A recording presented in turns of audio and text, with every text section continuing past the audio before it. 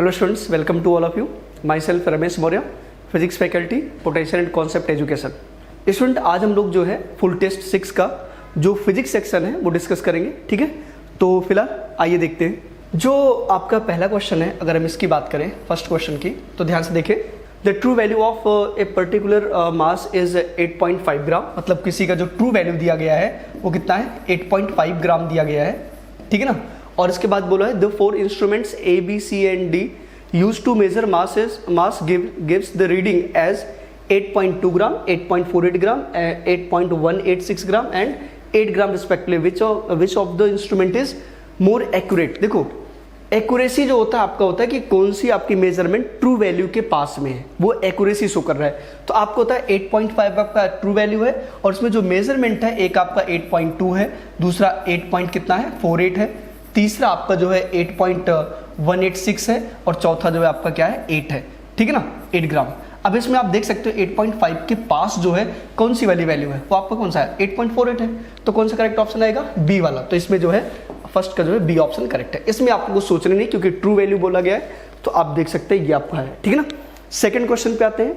आपको दिया गया है कि सीजीएस सिस्टम में द मैग्नीट्यूड ऑफ फोर्स जो दिया गया है यहाँ पे वो 100 है। ठीक है ना। जो आपका एफ दिया गया है सेकंड क्वेश्चन में, आपका ध्यान रखना एफ बराबर जो है वो 100 डाइन दिए गया है। ठीक है ना। और इसके बाद में बोला गया in other system where fundamental physical quantities are kilogram, metre and minute, the magnitude of force is. देखो, इसका तो एक तरीका डायरेक्टली है कि आप डायरेक्टली मैग्नीट्यूड वगैरह को पुट करके, मतलब जो हमने डाइन लिखा हुआ है इसको जो है डायरेक्टली आप यूनिट में लिख करके वहीं पे कन्वर्ट कर लो, आंसर आ जाएगा। दूसरा होता है जो आपने यूनिट डायमेंशन मेथड से पढ़ा हुआ है उसके अकॉर्डिंग कर सकते हैं। अगर आपको याद हो फॉर्मूला, तो N2 बराबर हमारा जो फॉर्मूला था वो क्या था, N1 times of M1 by M2 to the power A, L1 upon L2 to the power कितना होता था B, और यहाँ क्या आ जाएगा T1 upon T2 to the power क्या बन जाएगा, C बन जाएगा। अब ये ABC क्या है, एक्चुअल में इसके यूनिट से निकल के आएगा। तो फोर्स की जो यूनिट होती है, अगर याद करो जरा, या इसका जो डायमेंशन फॉर्मूला होता है वो क्या आता है, MLT-2 होता है। अब यहाँ पे A की वैल्यू कितनी है, आप देखो 1 हो जाएगा, B की वैल्यू 1 और C की वैल्यू कितना है -2। तो फाइनली जो हमारा N2 बनेगा वो कितना आ जाएगा, N1 टाइम्स ऑफ, ये N1 आपको जो पता है और N2 जो हमें मैग्नीट्यूड निकालना है। ठीक है ना।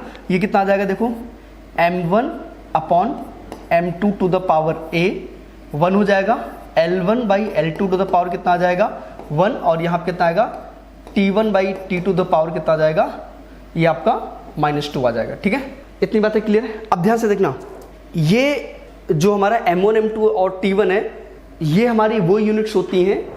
ये जो ऊपर आपके M1 M2 ये दिए गए, ये हमारे जो 1 वाले हैं वो हमें जो पता है यूनिट्स वो होते हैं, और जो ये होता है ये हमारा क्या होता है, जो कन्वर्ट करना है जिसमें। ठीक है ना। तो आप देखो जरा N2 बराबर कितना आ जाएगा, N1 कितना है 100, और यहाँ पे M1 कितना, आप देखो M1 आपका जो है डाइन में है, तो यह कितना आएगा ग्राम अपॉन, इसको किस में रखना है, किलोग्राम में, केजी में। ठीक है ना। और यहाँ कितना आ जाएगा, देखो ये आपका सेंटीमीटर होगा और इसको कितना रखना है, मीटर में।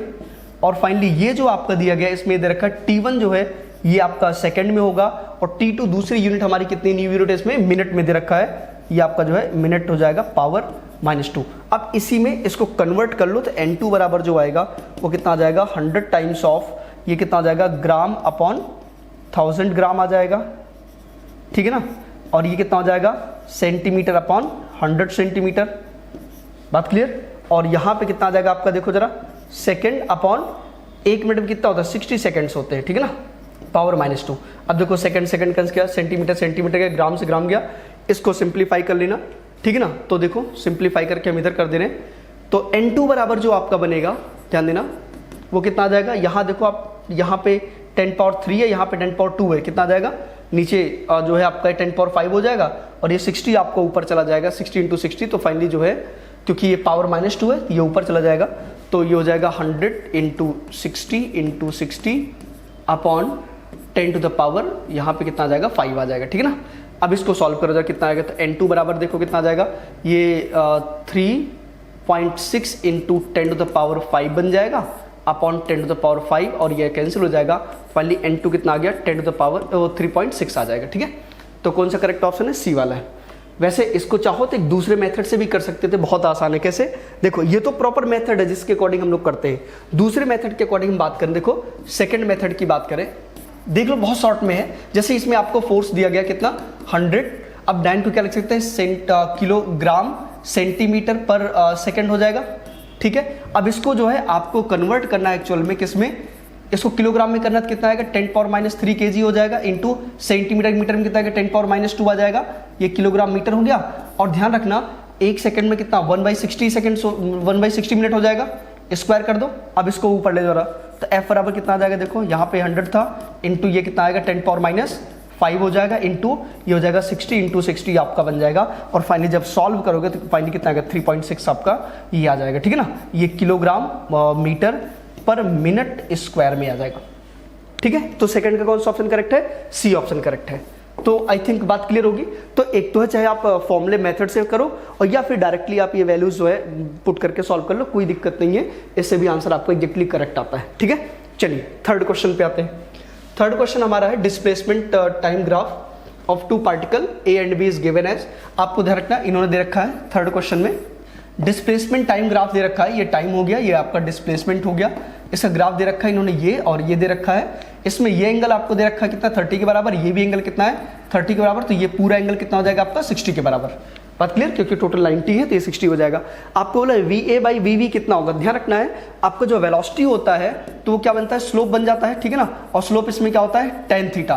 तो जो क्योंकि ये हमारा A है और ये कौन सा है B है, तो जो VA/VV बनेगा वो क्या आ जाएगा आपका tan 30 degree upon tan 60 degree. ध्यान रखना टाइम एक्सिस के साथ एंगल लेना, ये वाला एंगल मत लेना, नहीं तो गड़बड़ हो जाएगा, ठीक है ना। तो ऐसा ना हो कि 30 करके आप 1:1 कर दे, नहीं, ध्यान रखना टाइम एक्सिस के साथ ये एंगल और ये एंगल कैलकुलेट किया जाएगा पूरा। तो इसलिए tan 30 अपॉन tan 60 बन जाएगा। tan 30 कितना होता है 1/√3 और tan 60 कितना आएगा √3 आ जाएगा। तो फाइनली VA/VV जो होगा वो कितना आ जाएगा 1:3। कौन सा करेक्ट ऑप्शन है आपका, बी ऑप्शन इसका करेक्ट है। तो थर्ड वाले का बी ऑप्शन करेक्ट, ठीक है ना। चलिए नेक्स्ट देखिए जरा अगला क्वेश्चन की बात करें अगर हम फोर्थ क्वेश्चन में, ध्यान देना फोर्थ क्वेश्चन एक अच्छा क्वेश्चन है जिसको हम लोग समझेंगे। इसमें आपको दिया गया 2 stones are projected with same speed. देखो जरा फोर्थ क्वेश्चन इसमें दिया गया है 2 stones are projected with the same speed but making different angles with the horizontal, their ranges are equal if the angle of projection of one is π/3 and its maximum height is y1, then the maximum height of the other will be। ध्यान रखना यहाँ पे एक concept use हुआ, आपको आपने not भी पढ़ा होगा कि अगर सेम रेंज की बात करते हैं हम लोग तो वहां पे क्या आता है, आपने देखा होगा सेम रेंज के केस में अगर एक एंगल थीटा है तो दूसरा क्या होता है 90 - थीटा। इतनी बात क्लियर है, ठीक है। तो यहाँ पे जो प्रोजेक्टाइल है उसमें सेम स्पीड से फेंका गया है, तो एंगल आपका अगर एक π/3 है तो दूसरा आपका π/2 माइनस π/3 कर देना तो आपका आ जाएगा। तो यहाँ पे ध्यान रखना अगर थीटा बराबर आपका जो है कितना है π/3 दिया गया है, तो जो हमारा थीटा डैश होगा दूसरा वाला वो आपका कितना आ जाएगा, वो π/6 आ जाएगा, ठीक है ना। वही π/2 माइनस करके निकल जाएगा क्योंकि रिलेशन आपका ये होता है, ठीक है ना। फॉर सेम रेंज के लिए ये फॉर्मूला आपका होता है, ठीक है। अब ध्यान रखना इस क्वेश्चन में क्या बोला गया है, एक प्रोजेक्टाइल आपका ये हो गया और दूसरा प्रोजेक्टाइल जो है वो इस एंगल पे ये हो गया। रेंज सेम है दोनों की, ठीक है ना, रेंज जो है दोनों की सेम है, आर सेम हो गया। अब आप बोलोगे देखो ये वाला एंगल छोटा वाला एंगल होगा कौन सा π/6 हो जाएगा, ठीक है। और जो ये वाला एंगल है ये हमारा कौन सा होगा π/3 वाला हो जाएगा। कोई प्रॉब्लम, इन्होंने बोला जो π/3 है उसका जो मैक्सिमम हाइट है ये y1 है, तो जो इसका वाला मैक्सिमम हाइट है ये y2 कितना होगा। बात समझ गए। तो एक तो तरीका है कि y1 और y2 को फॉर्मूला लिखो, दोनों को ऐड कर लो, जो आए वहां से कैलकुलेट कर लो, ठीक है। दूसरा मेथड क्या होता है, दूसरा तो बहुत सिंपल है, पहले y1 हम लोग लिखते हैं वहां से आ जाएगा। एक चीज ध्यान रखना हमेशा, अगर हम डायरेक्टली आपको बताएं तो जो हमारा y1 + y2 होता है ये डायरेक्टली u²/2g के बराबर आता है, ठीक है ना। वैसे ये सब कॉन्सेप्ट डायरेक्टली याद रखा जाता है, ज्यादा बेहतर होता है, जल्दी भी हो जाता है। अगर आपको समझना, देखो y1 जो बनेगा वो कितना आ जाएगा u² sin² θ/2g आ जाएगा, और जो y2 होगा वो कितना आ गया u² sin² 90 - θ क्या बन जाएगा cos² बन जाएगा ना, तो ये cos² θ/ कितना आ जाएगा 2g आ जाएगा। इतनी बात क्लियर है।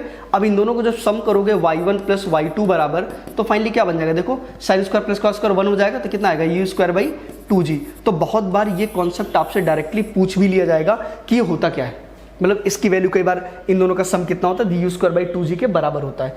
अब यहां से कैसे निकालेंगे ध्यान रखना, तो क्योंकि y1 पता है, थीटा हमारा कितना है π/3, इसको पुट कर दो, तो y1 बराबर जो आपका आएगा u²/2g इंटू sin² कितना आ जाएगा आपका पाई बाई थ्री मतलब कितना आ जाएगा 60 डिग्री, तो साइन 60 कितना होता है 3/√3/2 हो जाएगा, स्क्वायर कितना आएगा 3/2 हो जाएगा, तो y1 बराबर जो है आपका u²/2g इंटू 3/4 बन जाएगा। तो यहाँ पे u²/2g जो है वो कितना आ जाएगा 4y1/3 आ जाएगा। अब इस वैल्यू को उठा करके आप क्या करो यहाँ पुट कर देना, तो y1 तो पता था प्लस y2 निकालना था, और ये वैल्यू कितना आ गया 4y1/3। तो यहाँ से y2 कितना आ जाएगा हमारा देखो 4y1/3 माइनस y1 तो कितना आ जाएगा y1 आपका जो है 3 आ जाएगा। ठीक है, तो कौन सा करेक्ट ऑप्शन है इसमें, डी ऑप्शन आपका करेक्ट है, तो 4 का डी ऑप्शन करेक्ट हो जाएगा। बात क्लियर है। तो देखो अगर आपको डायरेक्टली ये याद है तो बार बार इसको प्रूव करने की जरूरत नहीं पड़ेगी, और बहुत बार तो डायरेक्टली यही पूछ लेंगे कि ये रिलेशन क्या होता है, H1H2 का सम कितना होगा, तो आपका जो है ये आ जाता है। इतनी बातें क्लियर है। ठीक है, चलिए नेक्स्ट क्वेश्चन की बात करते हैं। 5th नंबर देखो जरा, इसमें दे रखा है ए particle is kept on A turntable rotating uniformly. ठीक है ना, एक टेबल है जो कि रोटेट कर रहा है। As seen from the ground, the particle goes in a circle. Its speed is 20 centimeter per second and acceleration is 20 centimeter per second square. Okay, the particle is now shifted to a new position to make the radius half of the original value. The new value of the speed and acceleration will be. ठीक है, ये बहुत अच्छा question है, मतलब एक तरीके से क्या है, बहुत बेसिक फॉर्म में है जिसको आपको थोड़ा सा समझना है। देखिए क्या है 5 नंबर क्वेश्चन में, तो इसमें ये बोला गया है कि कोई एक टेबल है जो कि ऐसे रिवॉल्व कर रहा है। अब ध्यान रखना, क्योंकि ये रिवॉल्व कर रहा है तो इसकी जो एंगुलर स्पीड होगी वो फिक्स हो जाएगी। इस टाइम पे इन्होंने बोला है कि कोई एक पार्टिकल है जो मान लीजिए यहाँ कहीं पे है, इसकी अगर स्पीड जो है यहाँ पे कितना है 20 सेंटीमीटर पर सेकंड है, और यहाँ पे जो एक्सेलरेशन लग रहा है इस पे वो हमारा कितना दिया है 20 सेंटीमीटर पर सेकंड स्क्वायर। ठीक है, ये दिया गया है आपको, और इन्होंने बोला है अगर इस पार्टिकल को हम इस रेडियस के हाफ पोर्शन पे यहाँ पे ले आए, यहाँ पे पहले तो रेडियस r थी और बाद में इसके मिड में ले आए कितने पे r/2 पे। अब आपको बताना है कि यहाँ पे इसके वेलोसिटी और एक्सेलरेशन कितना होगा। ठीक है, इस वाले पॉइंट पे तो देखो सबसे पहले आप ओमेगा फाइंड कर लो, क्योंकि ओमेगा निकल जाएगा तो चीज़ें आसान हो जाएगी। तो आप जानते हैं कि v क्या होता है हमारा r ओमेगा होता है। ठीक है, तो यहाँ पे v आपको अगर ध्यान से देखें तो कितना दिया गया है, ये वाला कितना दिया गया है, देखो अगर हम बात नॉर्मली सॉल्व करें तो v = r ओमेगा, ओमेगा क्या है कांस्टेंट, तो v प्रोपोर्शनल टू क्या आ जाएगा r, तो v1/v2 जो होगा कितना आ जाएगा आपका r1/r2 हो जाएगा। v1 कितना है 20, v2 आपको फाइंड करना है, r1 कितना है r, r2 कितना है r/2 हमने कर दिया है, कैंसिल कितना आएगा 2 हो जाएगा। तो फाइनली v2 बराबर कितना आएगा 10 आ जाएगा आपका सेंटीमीटर पर सेकेंड। इतनी बात क्लियर है, v2 आपका 10 आ गया। इसके बाद a बराबर आप जानते हैं तो r इंटू ओमेगा स्क्वायर होता है, यहाँ पर भी a प्रोपोर्शनल टू क्या है r है। अब उसको सॉल्व करने की जरूरत नहीं, सीधे प्रोपोर्शनलिटी सम कर लो। तो a1 जैसे ये हमारा फर्स्ट पार्ट है, ये सेकंड पॉइंट है, ठीक है ना, तो a1/a2 जो होगा वो कितना आ जाएगा आपका, यहाँ पर भी r1/r2 हो जाएगा। a1 कितना है 20, a2 आपको फाइंड करना है, r1 कितना है r, r2 कितना है r/2 है।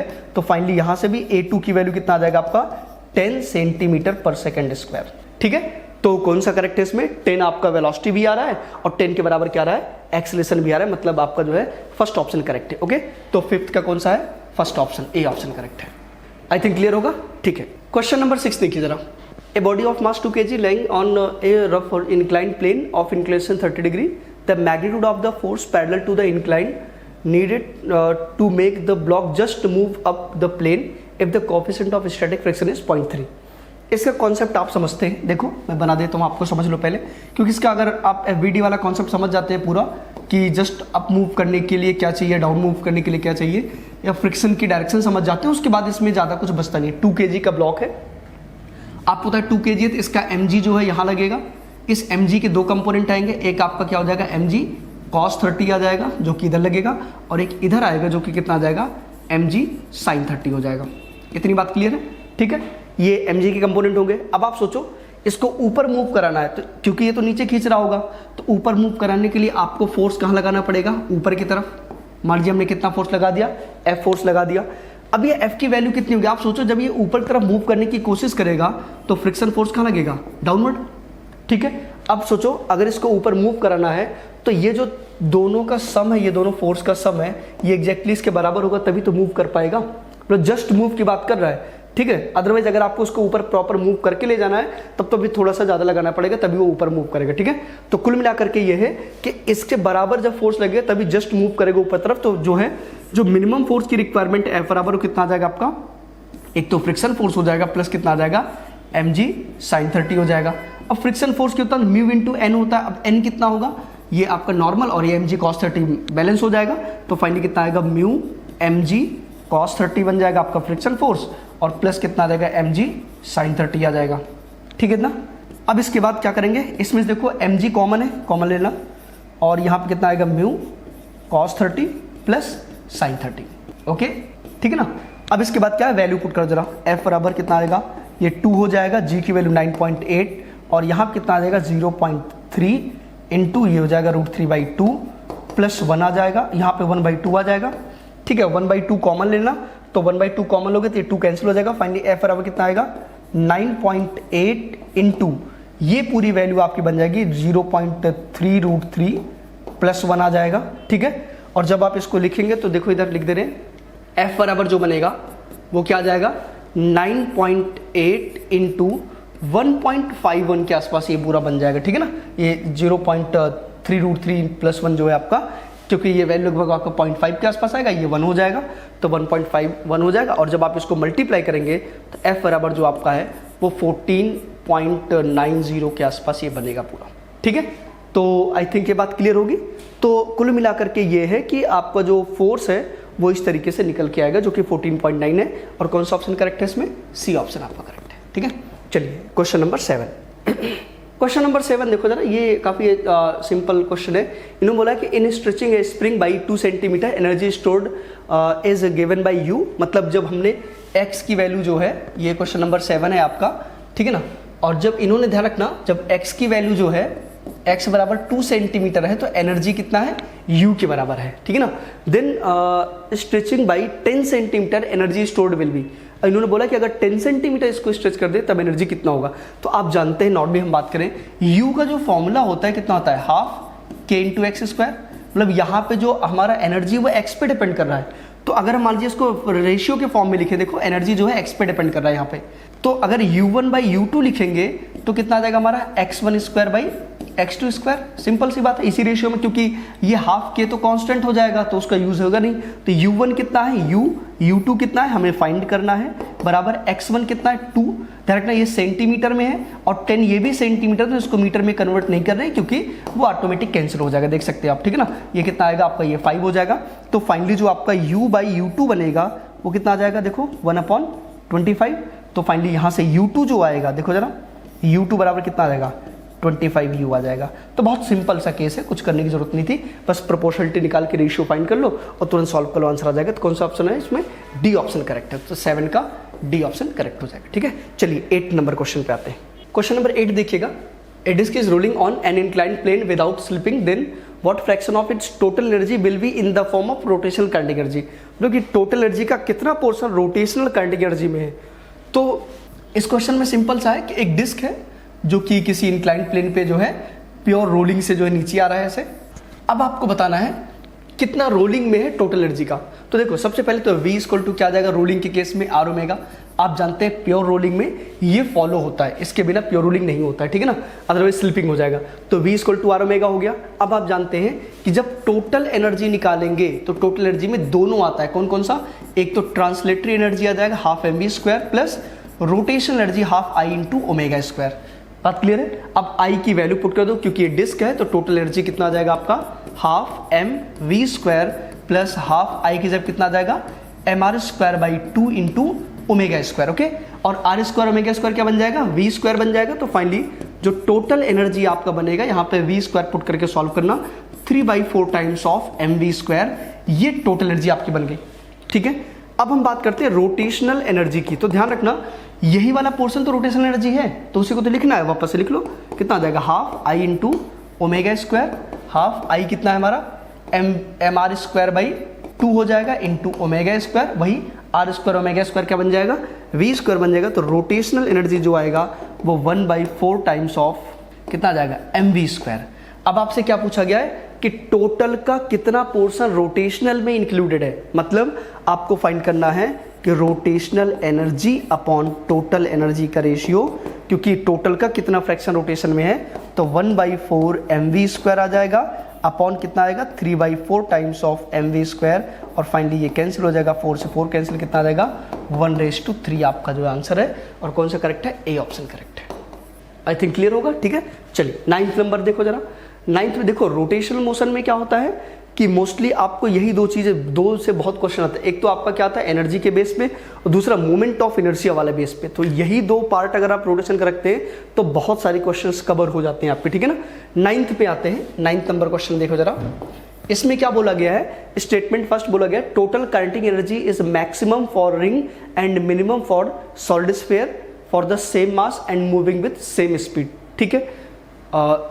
इसमें इन्होंने ये दे रखा है कि जो एनर्जी है रिंग के लिए मैक्सिमम होगा टोटल, और जो स्फीयर के लिए क्या होगा मिनिमम होगा। तो सीधी सी बात है, अगर टोटल एनर्जी की बात करेंगे हम लोग तो कितना आ जाएगा यहाँ पे हाफ mv², ये तो सेम रहेगा, प्लस हाफ I ω²। एक्चुअल में ये दोनों के लिए चेंज होगा, क्यों? क्योंकि मूवमेंट ऑफ इनर्शिया दोनों के लिए अलग अलग होता है। अगर हम मान लीजिए रिंग की बात करेंगे तो रिंग के लिए क्या होता है आपका ये mr² हो जाएगा, और अगर हम मान लीजिए बात करेंगे किसके लिए सॉलिड स्फीयर के लिए तो 2/5 mr² हो जाएगा। अब अगर दोनों में बात करें रिंग का I ज़्यादा होता है, तो जिसका जो है मूवमेंट ऑफ इनर्शिया ज़्यादा होगा, सीधी सी बात है उसके लिए रोटेशनल काइनेटिक एनर्जी क्या होगी ज़्यादा होगी। तो मतलब अगर हम क्योंकि ये ज़्यादा होगा जिसका, उसके लिए टोटल एनर्जी भी क्या होगी ज़्यादा। तो टोटल एनर्जी ऑफ रिंग जो है वो ग्रेटर देन होगा total energy of solid sphere. कोई प्रॉब्लम इसमें, ठीक है। तो इन्होंने दे रखा है energy is maximum for ring and minimum for the solid sphere, ठीक है। इसके बाद और देखो अगर इसके बाद इसके अलावा भी बात करें जैसे डिस्क वगैरह है इन सब के लिए, तो हमेशा देखना जो सॉलिड स्फीयर उसका मिनिमम होता है और रिंग का मैक्सिमम होता है। बाकी डिस्क हो गया, सिलेंडर हो गया जो कि रोल कर सकते हैं, उन सब के लिए इनके बीच में ही लाई करता है, ठीक है। नेक्स्ट क्या स्टेटमेंट, तो पहला स्टेटमेंट करेक्ट हो गया। दूसरा क्या बोला, total kinetic energy is given by this one, जहां पे के आपका जो है वो रेडियस ऑफ गायरेशन है। तो उसके बेस पे एक बार चेक कर लेते हैं जरा। देखो तो टोटल एनर्जी का जो फॉर्मूला है कितना आ जाएगा हमारा, एक तो हाफ mv² हो जाएगा प्लस हाफ I के जगह पे जो है, अगर आपको रेडियस ऑफ गायरेशन पता हो तो क्या लिखते हैं हम लोग mk², ठीक है ना। और ओमेगा क्या लिख सकते हैं v²/r²। तो यहां से क्या करना, आप देखो इसमें कॉमन लेना, तो हाफ mv² कॉमन हो जाएगा, तो कितना बचेगा 1 + k²/r²। इसका मतलब क्या हुआ कि सेकंड स्टेटमेंट गलत हो गया, क्योंकि k/2r² नहीं k/r² होता है। ये टोटल एनर्जी का फॉर्मूला है रेडियस ऑफ गायरेशन के टर्म में, ठीक है ना। इसको भी आप नॉर्मली याद रख सकते हैं क्योंकि बहुत बार इस पे क्वेश्चंस आते हैं। तो आप देखो पहला स्टेटमेंट करेक्ट है, दूसरा क्या हुआ इनकरेक्ट। तो कौन सा है, statement 1 is correct and statement 2 is incorrect. कौन सा करेक्ट ऑप्शन है, बी ऑप्शन, ठीक है। चलिए क्वेश्चन नंबर 10 देखो जरा। क्वेश्चन नंबर 10 में आपसे क्या बोला गया है, अब देख सकते हैं इसमें। अब यहाँ पे स्टेटमेंट में रेडियस ऑफ गायरेशन टाइप से क्वेश्चन आ गए। तो मैंने क्या कहा था, मोमेंट ऑफ इनर्शिया वगैरह से रिलेटेड और एनर्जी से रिलेटेड ज़्यादातर जो है रोटेशन में यही रोलिंग मोशन से यहीं से क्वेश्चंस आते हैं। तो इनको थोड़ा सा बार बार आप प्रिपेयर कर लेना रिवाइज करके, ठीक है। चलिए 10th नंबर में आते हैं। The mass of a planet is half that of the earth, ठीक है, मास आधा है अर्थ का, and radius of planet is 1/4, radius जो है 1/4 है that of the earth. If we plan to send a artificial satellite from the planet, the escape velocity will be, escape velocity for the earth this one, ठीक है। देखो किसी भी planet के लिए, देखो अर्थ के लिए जो स्केयर वेलोसिटी होता है अंडर रूट क्या होता है, यहाँ पे अगर हम बात करें तो ये होता है आपका 2gme/re होता है, और इसकी वैल्यू इन्होंने दे रखा है कितना 11 km/s, ठीक है ना। इन्होंने वैसे 11.2 होता है आपको पता है, बट 11 दे रखा तो वही मान के चलते हैं, ठीक है। अब आपसे बोला है कि एक प्लेनेट है जिसका मास जो है वो अर्थ का आधा है, और जो रेडियस है वो क्या है अर्थ का 1/4 है। मतलब जो हमारा है वो आर ऑफ प्लैनेट जो है वो RE/, कितना है 4 है, ठीक है ना, 1/4 है, ठीक है ना। Mass of planet half that of the earth and radius is the 1/4 of the earth, ठीक है। अब जो वेलोसिटी ऑफ प्लैनेट निकल के गया इसके वेलोसिटी वो कितना आएगा √2 टाइम्स ऑफ gmp/rp आ जाएगा। वैल्यू पुट कर दो, √2 gmp की जगह कितना आएगा me/2 हो जाएगा, और ये कितना आएगा RE/4 आ जाएगा। तो ये आपका 2 बचेगा, 2 ऊपर जाएगा। तो फाइनली Vp जो है वो √2 टाइम्स ऑफ 11 आ जाएगा आपका, ठीक है, km/s।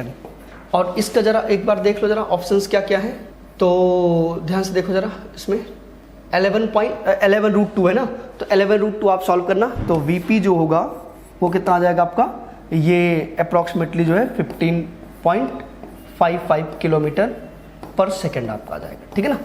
तो कौन सा करेक्ट ऑप्शन है, सी ऑप्शन करेक्ट है। ठीक है, 11√2 आएगा। अब आप चाहो तो √2 की वैल्यू पुट करोगे तो 15.55 किलोमीटर पर सेकंड आ जाएगा। ठीक है, ये बात क्लियर है। ठीक, तो नेक्स्ट देखो जरा 11 नंबर पे आते हैं। ठीक है, तो आई थिंक क्लियर होगा। ठीक है, तो प्लेनेट वगैरह के लिए डायरेक्टली ये काम कर जाता है। 11th नंबर क्वेश्चन देखो जरा।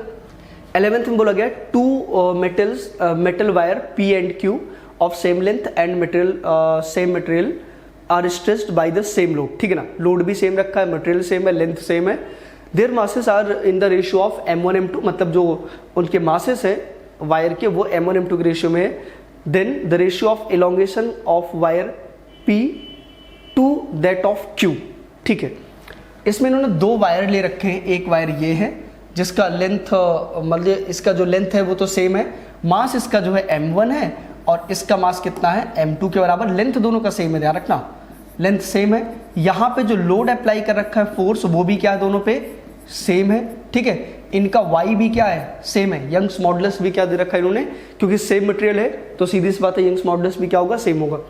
अब इससे पूछा गया कि the elongation in the ratio, तो ध्यान रखना। अब आप सोचोगे सर इसमें फिर डिफरेंट क्या है, तो एक्चुअल में क्या होगा कि अगर मासेस अलग अलग है तो उनके एक्चुअल में वॉल्यूम अलग अलग यूज किए गए होंगे, और वॉल्यूम अलग है तो उनके रेडियस में चेंज आएगा। और आप जानते हैं जो इलोंगेशन होता है डेल्टा एल बराबर कितना होता है, FL/AY होता है। अब ये और ये सब तो सेम है, तो हमारा जो डेल्टा एल है प्रोपोर्शनल कितना जाएगा, 1/A हो जाएगा। इतनी बात क्लियर है। अब A आप जानते हो, अब A किसके प्रोपोर्शनल होगा, तो आप जानते हो जो मास होता है वो क्या होता है, डेंसिटी इंटू वॉल्यूम। वॉल्यूम क्या होता है, एरिया इंटू लेंथ, और लेंथ और डेंसिटी सेम है तो M प्रोपोर्शनल टू क्या आ जाएगा, A आ जाएगा। ये बात समझ रहे ना, ये यहां से निकाला गया, इस वाले पोर्शन से जो है ये निकाल गया। अब आपको पता है कि delta L proportional to A है और M प्रोपोर्शनल टू क्या है, A। तो फाइनली आपको क्या मिल जाएगा, डेल्टा एल प्रोपोर्शनल टू क्या है, 1/M। तो जो delta L1 upon delta L2 बनेगा वो क्या हो जाएगा आपका M2 रेशियो M1। ठीक है ना, तो ये आपका जो है आंसर आ जाएगा। तो कौन सा करेक्ट ऑप्शन है आपका, M2 ratio M1, C option correct है 11th का। ठीक है ना, तो बहुत बार आपके दिमाग में आएगा सर इसमें सब तो बराबर है, L A Y सब कुछ, तो M कहाँ यूज होगा, तो M का यूज एक्चुअल में एरिया जो है उसका डिफरेंट होगा, क्योंकि मासेस अलग अलग है तो वॉल्यूम अलग अलग यूज किया होगा, और वॉल्यूम अलग अलग है तो सीधी सी बात है उनके मास के रेशियो में आपका आ जाएगा। ठीक है ना, तो ये आपका एक आंसर हो गया। 11th का कौन सा है, C ऑप्शन करेक्ट है। चलिए 12 नंबर पे आते हैं। 12 नंबर में आपसे बोला गया है the addition of soap changes the surface tension of water σ1 to σ1 and that of salt changes to σ2। Then ध्यान रखना है, जब आप सोप वगैरह ऐड करते हैं तो उसमें जो है ना वो कार्बन की पूरी क्योंकि आपको पता है वहाँ पे हाइड्रोकार्बन की पूरी चेन होती है। ठीक है ना, और ये क्या होता है जब वाटर मॉलिक्यूल्स होते हैं जैसे H2O हो गया, H2O के मॉलिक्यूल से, तो ये जो हाइड्रोकार्बन चेन है ना ये आपकी पोलराइज नहीं होती पूरी, आपको पता है। जब पोलराइज नहीं होता है तो क्या करता है, ये दो जैसे किसी भी दो वाटर मॉलिक्यूल के बीच में अगर आ गया तो ये क्या करता है, उनकी हाइड्रोजन बॉन्डिंग को ब्लॉक कर देता है। और जब हाइड्रोजन बॉन्डिंग कम हो जाएगी या इस तरीके से होगा, इनके बीच इंटरेक्शन वीक हो जाएगा, तो सीधी सी बात है उनका सरफेस टेंशन क्या हो जाएगा, कम हो जाएगा। मतलब सोप के ऐड करने से जो वाटर है, वाटर मॉलिक्यूल के बीच का इंटरेक्शन कम हो जाता है, जिसकी वजह से उनके बीच लगने वाला सरफेस टेंशन जो है वो कम हो जाएगा। बात क्लियर है, क्यों होता ऐसा होता है, क्योंकि सोप में आपको पता है ये हाइड्रोकार्बन चेन होती है पूरी, लास्ट में आपका सोडियम या जो कुछ भी उसमें ऐड करके अप्लाई करते हैं वो हमारा होता है। अब ये हाइड्रोकार्बन चेन जहां भी बीच में होगा दो वाटर मॉलिक्यूल के बीच में, सीधी सी बात है वहां पे इंटरेक्शन क्या वीक हो जाएगा, और इंटरेक्शन वीक हुआ तो सरफेस टेंशन लग रहा है वो कम हो जाएगा। दूसरी बात, इन्होंने दूसरा बोला सॉल्ट ऐड कर दिया। अब सॉल्ट जैसे मान लीजिए NaCl है, अब NaCl जैसे ही वाटर में ऐड करोगे तो Na+ और Cl क्या आ जाएगा, माइनस, ये आयनाइज हो जाएगा। अब आयनाइज हो जाएगा तो आपको याद रखना है कि जो वाटर मॉलिक्यूल है उनके साथ इनका इंटरेक्शन जो है बन जाएगा, तो क्या होगा, यहाँ से पोलराइजेशन की वजह से इंटरेक्शन बहुत ज़्यादा हो जाएगा। और जब इंटरेक्शन बढ़ेगा या उन मॉलिक्यूल्स के बीच का इंटरेक्शन ज़्यादा होगा, उनके बीच लगने वाले इंटरमॉलिक्यूलर फोर्सेस बढ़ जाएंगे, तो सीधी सी बात है उनके बीच जो सरफेस टेंशन है वो क्या हो जाएगा, बढ़ जाएगा। तो मतलब ये है कि सॉल्ट को ऐड करने पर जो सरफेस टेंशन है वो ज़्यादा होगा, और जो हमारा सोप के ऐड करने पर सरफेस टेंशन क्या हो जाएगा, कम हो जाएगा। तो फाइनली कौन सा करेक्ट ऑप्शन है आपका, σ2 ग्रेटर देन σ1, बी ऑप्शन इसका करेक्ट है। आई थिंक क्लियर होगा। ठीक है, तो एक आपका जनरल क्वेश्चन था जिसको आपको थोड़ा सा सोचना था, ज्यादा कुछ करने की जरूरत नहीं थी। नेक्स्ट क्वेश्चन पे आते हैं 30 नंबर। चलिए देखिए 30 नंबर क्वेश्चन की बात करें, देखो जरा, इसमें दे रखा है 2 rods of length 11 and 2 and made of material whose coefficients of linear expansion are α1 and α2. If the difference between two lengths is independent of temperature, then इन्होंने बोला है कि जो दोनों के डिफरेंस है लेंथ में, वो टेम्परेचर से क्या है, इंडिपेंडेंट। अब आप जानते हैं कि जो हमारा डेल्टा एल होता है वो कितना होता है, एल अल्फा डेल्टा टी आता है, ठीक है। फॉर्मूला तो आपको याद होगा, डेल्टा टी जहाँ पे टेम्परेचर है। अब जब आप डेल्टा L1 लिखेंगे, इसका लेंथ का चेंज कितना आएगा, L1 alpha 1 into delta T हो जाएगा। और जो हमारा डेल्टा L2 होगा वो कितना आएगा, L2 alpha 2 into delta T. अब इन्होंने बोला कि ये इंडिपेंडेंट है टेम्परेचर से, तो ये दोनों क्या होना चाहिए, बराबर हो जाना चाहिए। अगर मतलब ये इंडिपेंडेंट है टेम्परेचर चाहे जितना बड़ा हो, ये बराबर है, तो क्या करना है, इनको बराबर कर देना। कितना आएगा, L1 अल्फा 1 डेल्टा टी बराबर कितना आ जाएगा, L2 अल्फा 2 डेल्टा टी। तो फाइनली ये तो क्या हो जाएगा, कैंसिल हो जाएगा। तो फाइनली कितना आएगा, जो आपका आएगा L1 बाई L2 जो है कितना आ जाएगा आपका, अल्फा 2 बाई अल्फा 1। ये आपका करेक्ट ऑप्शन है। तो L1 by L2 equal to alpha 2 by alpha 1, आपका कौन सा करेक्ट ऑप्शन, 13 का बी ऑप्शन करेक्ट आएगा। आई थिंक क्लियर होगा इसमें, ठीक है ना। बहुत कुछ करना नहीं है, सिंपल सी बात है। इन्होंने बोला है कि जो डेल्टा एल है इलॉन्गेशन, तो डेल्टा एल का फॉर्मूला ये होता है, आप जानते हैं। उसके बाद क्या बोला कि दोनों इंडिपेंडेंट है, तो हम क्या करेंगे, डेल्टा L1 निकाल, डेल्टा L2 निकाल लिया टी टेम्परेचर पे, और फिर उनको दोनों को बराबर, क्योंकि ये इंडिपेंडेंट होने चाहिए, मतलब लेंथ में जो इंक्रीमेंट है वो बराबर होगा, तो बराबर कर दिया हमने, सीधी सी बात है, आपका आंसर आ जाएगा। इंडिपेंडेंट होने का मतलब ये हो ना, बराबर हो जाए, नहीं तो अगर बराबर नहीं होंगे तो डिपेंड करेगा, एक ज़्यादा बड़ा हो गया एक कम बड़ा हो गया, तब तो डिपेंड कर रहा है टेम्परेचर पे, ठीक है। तो इंडिपेंडेंसी के लिए इन दोनों को बराबर कर देना, ये आपका बन जाएगा। ओके, अगला क्वेश्चन देखो जरा, 14 नंबर, क्वेश्चन नंबर 14 में आपसे क्या बोला गया है, an ideal gas A and a real gas B have their volumes increase from V to 2V under the isothermal condition. मतलब यहाँ पे जो टेम्परेचर है वो क्या रखा गया है, कांस्टेंट, ठीक है ना।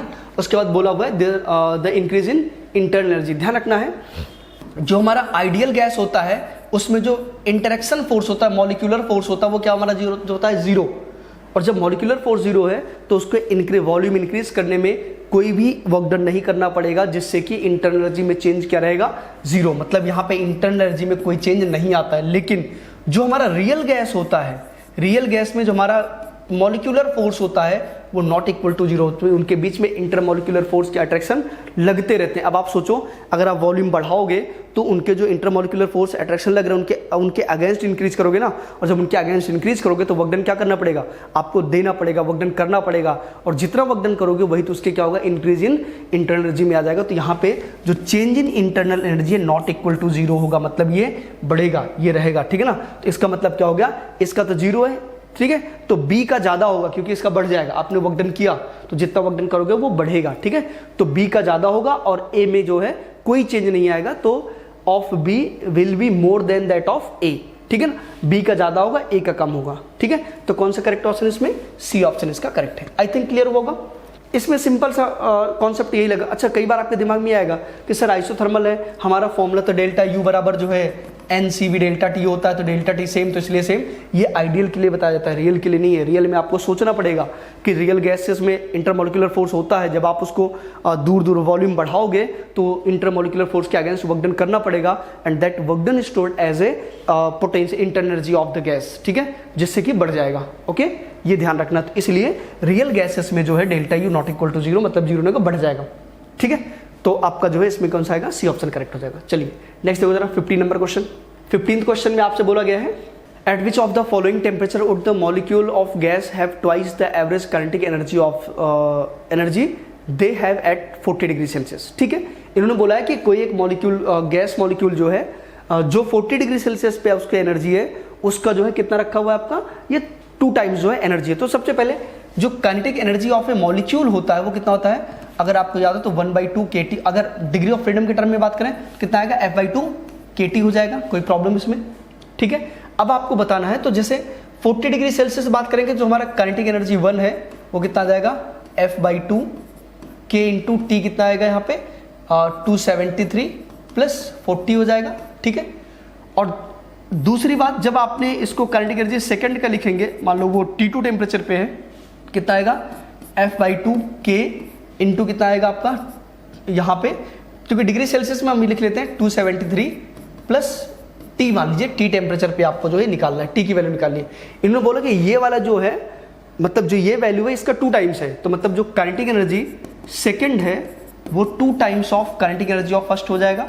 तो यहाँ पे वैल्यू पुट कर दो, देखो F/2 K 273 प्लस टी, जो कि हमें फाइंड करना है डिग्री सेल्सियस में, बराबर 2 times of F/2 K into कितना आएगा 273 प्लस 40, ठीक है ना। अब इसको सॉल्व करो जरा, ये तो कैंसिल हो जाएगा। ये कितना आएगा 273 प्लस टी बराबर कितना आएगा 2 इंटू 273 प्लस यहाँ कितना आएगा 80 हो जाएगा। अब देखो इसको चाहो तो मल्टीप्लाई करके सॉल्व करके ऐड कर लो, या थोड़ा सा सिंपल वे में यूज़ कर लो, इतना ज़्यादा इसको मल्टीप्लाई करने के चक्कर मत पड़ना। देखो इसको लिख सकते हैं 273 प्लस 273 प्लस 80 आ जाएगा। ये तो आपका क्या हो गया कैंसिल आउट। फाइनली टी बराबर जो आएगा कितना आएगा 273 प्लस 80 कर देना, तो फाइनली जो है आपका 353 आपका डिग्री सेल्सियस में आंसर आ जाएगा। ठीक है ना। तो कौन सा करेक्ट ऑप्शन आ रहा है इसमें, सी ऑप्शन करेक्ट है। तो ये 15 का आपका सी ऑप्शन करेक्ट हो गया। चलिए क्वेश्चन नंबर 16 देखिए जरा। क्वेश्चन नंबर 16 में आपसे क्या बोला गया है, देखो जरा। इसमें ये बोला गया है कि a particle is performing SHM starting extreme position, graphical representation shows that between displacement and acceleration there is a phase difference. ठीक है, चलो देखो मैं आपको जो है ग्राफ इसका बता देता हूँ।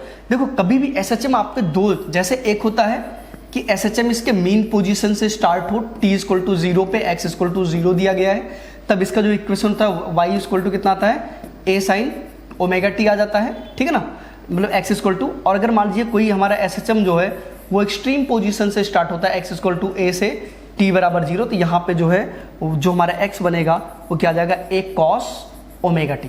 ठीक है, ये फॉर्मूला बनता है। वैसे बिना फॉर्मूले के सारा काम हो जाएगा, इतनी कोई बड़ी बात नहीं है। तो इसमें जो आपका फॉलो होगा y इक्वल टू, वो क्या यूज होगा a cos omega t use होगा। क्यों cos यूज होगा आप जानते हैं, क्योंकि अगर हम बात करें यहाँ पे जहाँ से देखो a cos ओमेगा t, क्योंकि इन्होंने बोल रखा है कि एक्सट्रीम से स्टार्ट कर रहे हैं। अब आप ध्यान रखना है, इन्होंने बोला है कि पोजीशन और एक्सेलरेशन, डिस्प्लेसमेंट और एक्सेलरेशन के बीच का जो है फेज डिफरेंस क्या होगा। ठीक है, तो अगर एसएचएम की जनरल कंडीशन भी पढ़ोगे तो वहां से आपको समझ में आएगा। देखो अगर हम इसका ग्राफ आपको ड्रॉ करके दिखाएं, तो क्योंकि पोजीशन ग्राफ ये है तो कॉस का फॉर्मूला तो ऐसे बन जाएगा। ठीक है, और जब आप जो है इसको एक बार डिफरेंशिएट करेंगे dy बाई dx करेंगे, तो ये आपका क्या बन जाएगा minus a omega into sine omega t आ जाएगा। और फिर वापस से जब डिफरेंशिएट करेंगे d2y बाई dt स्क्वायर, ठीक है ना, ये t के टर्म में है, तो फाइनली कितना आएगा आपका minus a omega square into cos omega t आ जाएगा, जो कि कितना का माइनस ये बन जाएगा आपका ओमेगा स्क्वायर वाई। तो आप देख सकते हो यहाँ पे ये कॉस में है, ये माइनस टाइम्स ऑफ कॉस में है, तो जो आपका जो बनेगा एक्सेलरेशन का ग्राफ बनेगा ए वाले का, वो यहाँ से स्टार्ट होगा ऐसे जस्ट अपोजिट। तो अगर एक अपवर्ड है, ये हमारा वाई का ग्राफ है और ये हमारा जो ए का ग्राफ है, दोनों के बीच में फेज एंगल कितना है पाई का है। ठीक है, और वैसे भी ध्यान रखना जनरली जो आपका कॉन्सेप्ट है a बराबर माइनस ओमेगा स्क्वायर एक्स होता है, यह एसएचएम में सबसे पहले आपको यही बताया जाता है कि जो एक्सेलरेशन है या जो फोर्स होता है वो डिस्प्लेसमेंट के directly proportional and direction always towards the mean position. तो जब आपका पार्टिकल दूर जाएगा तब भी मीन पोजीशन की तरफ लग रहा है। ठीक है ना, तो सीधी बात है जब पार्टिकल इधर डिस्प्लेस करो तो हमारा एक्सेलरेशन क्या इधर लग रहा है।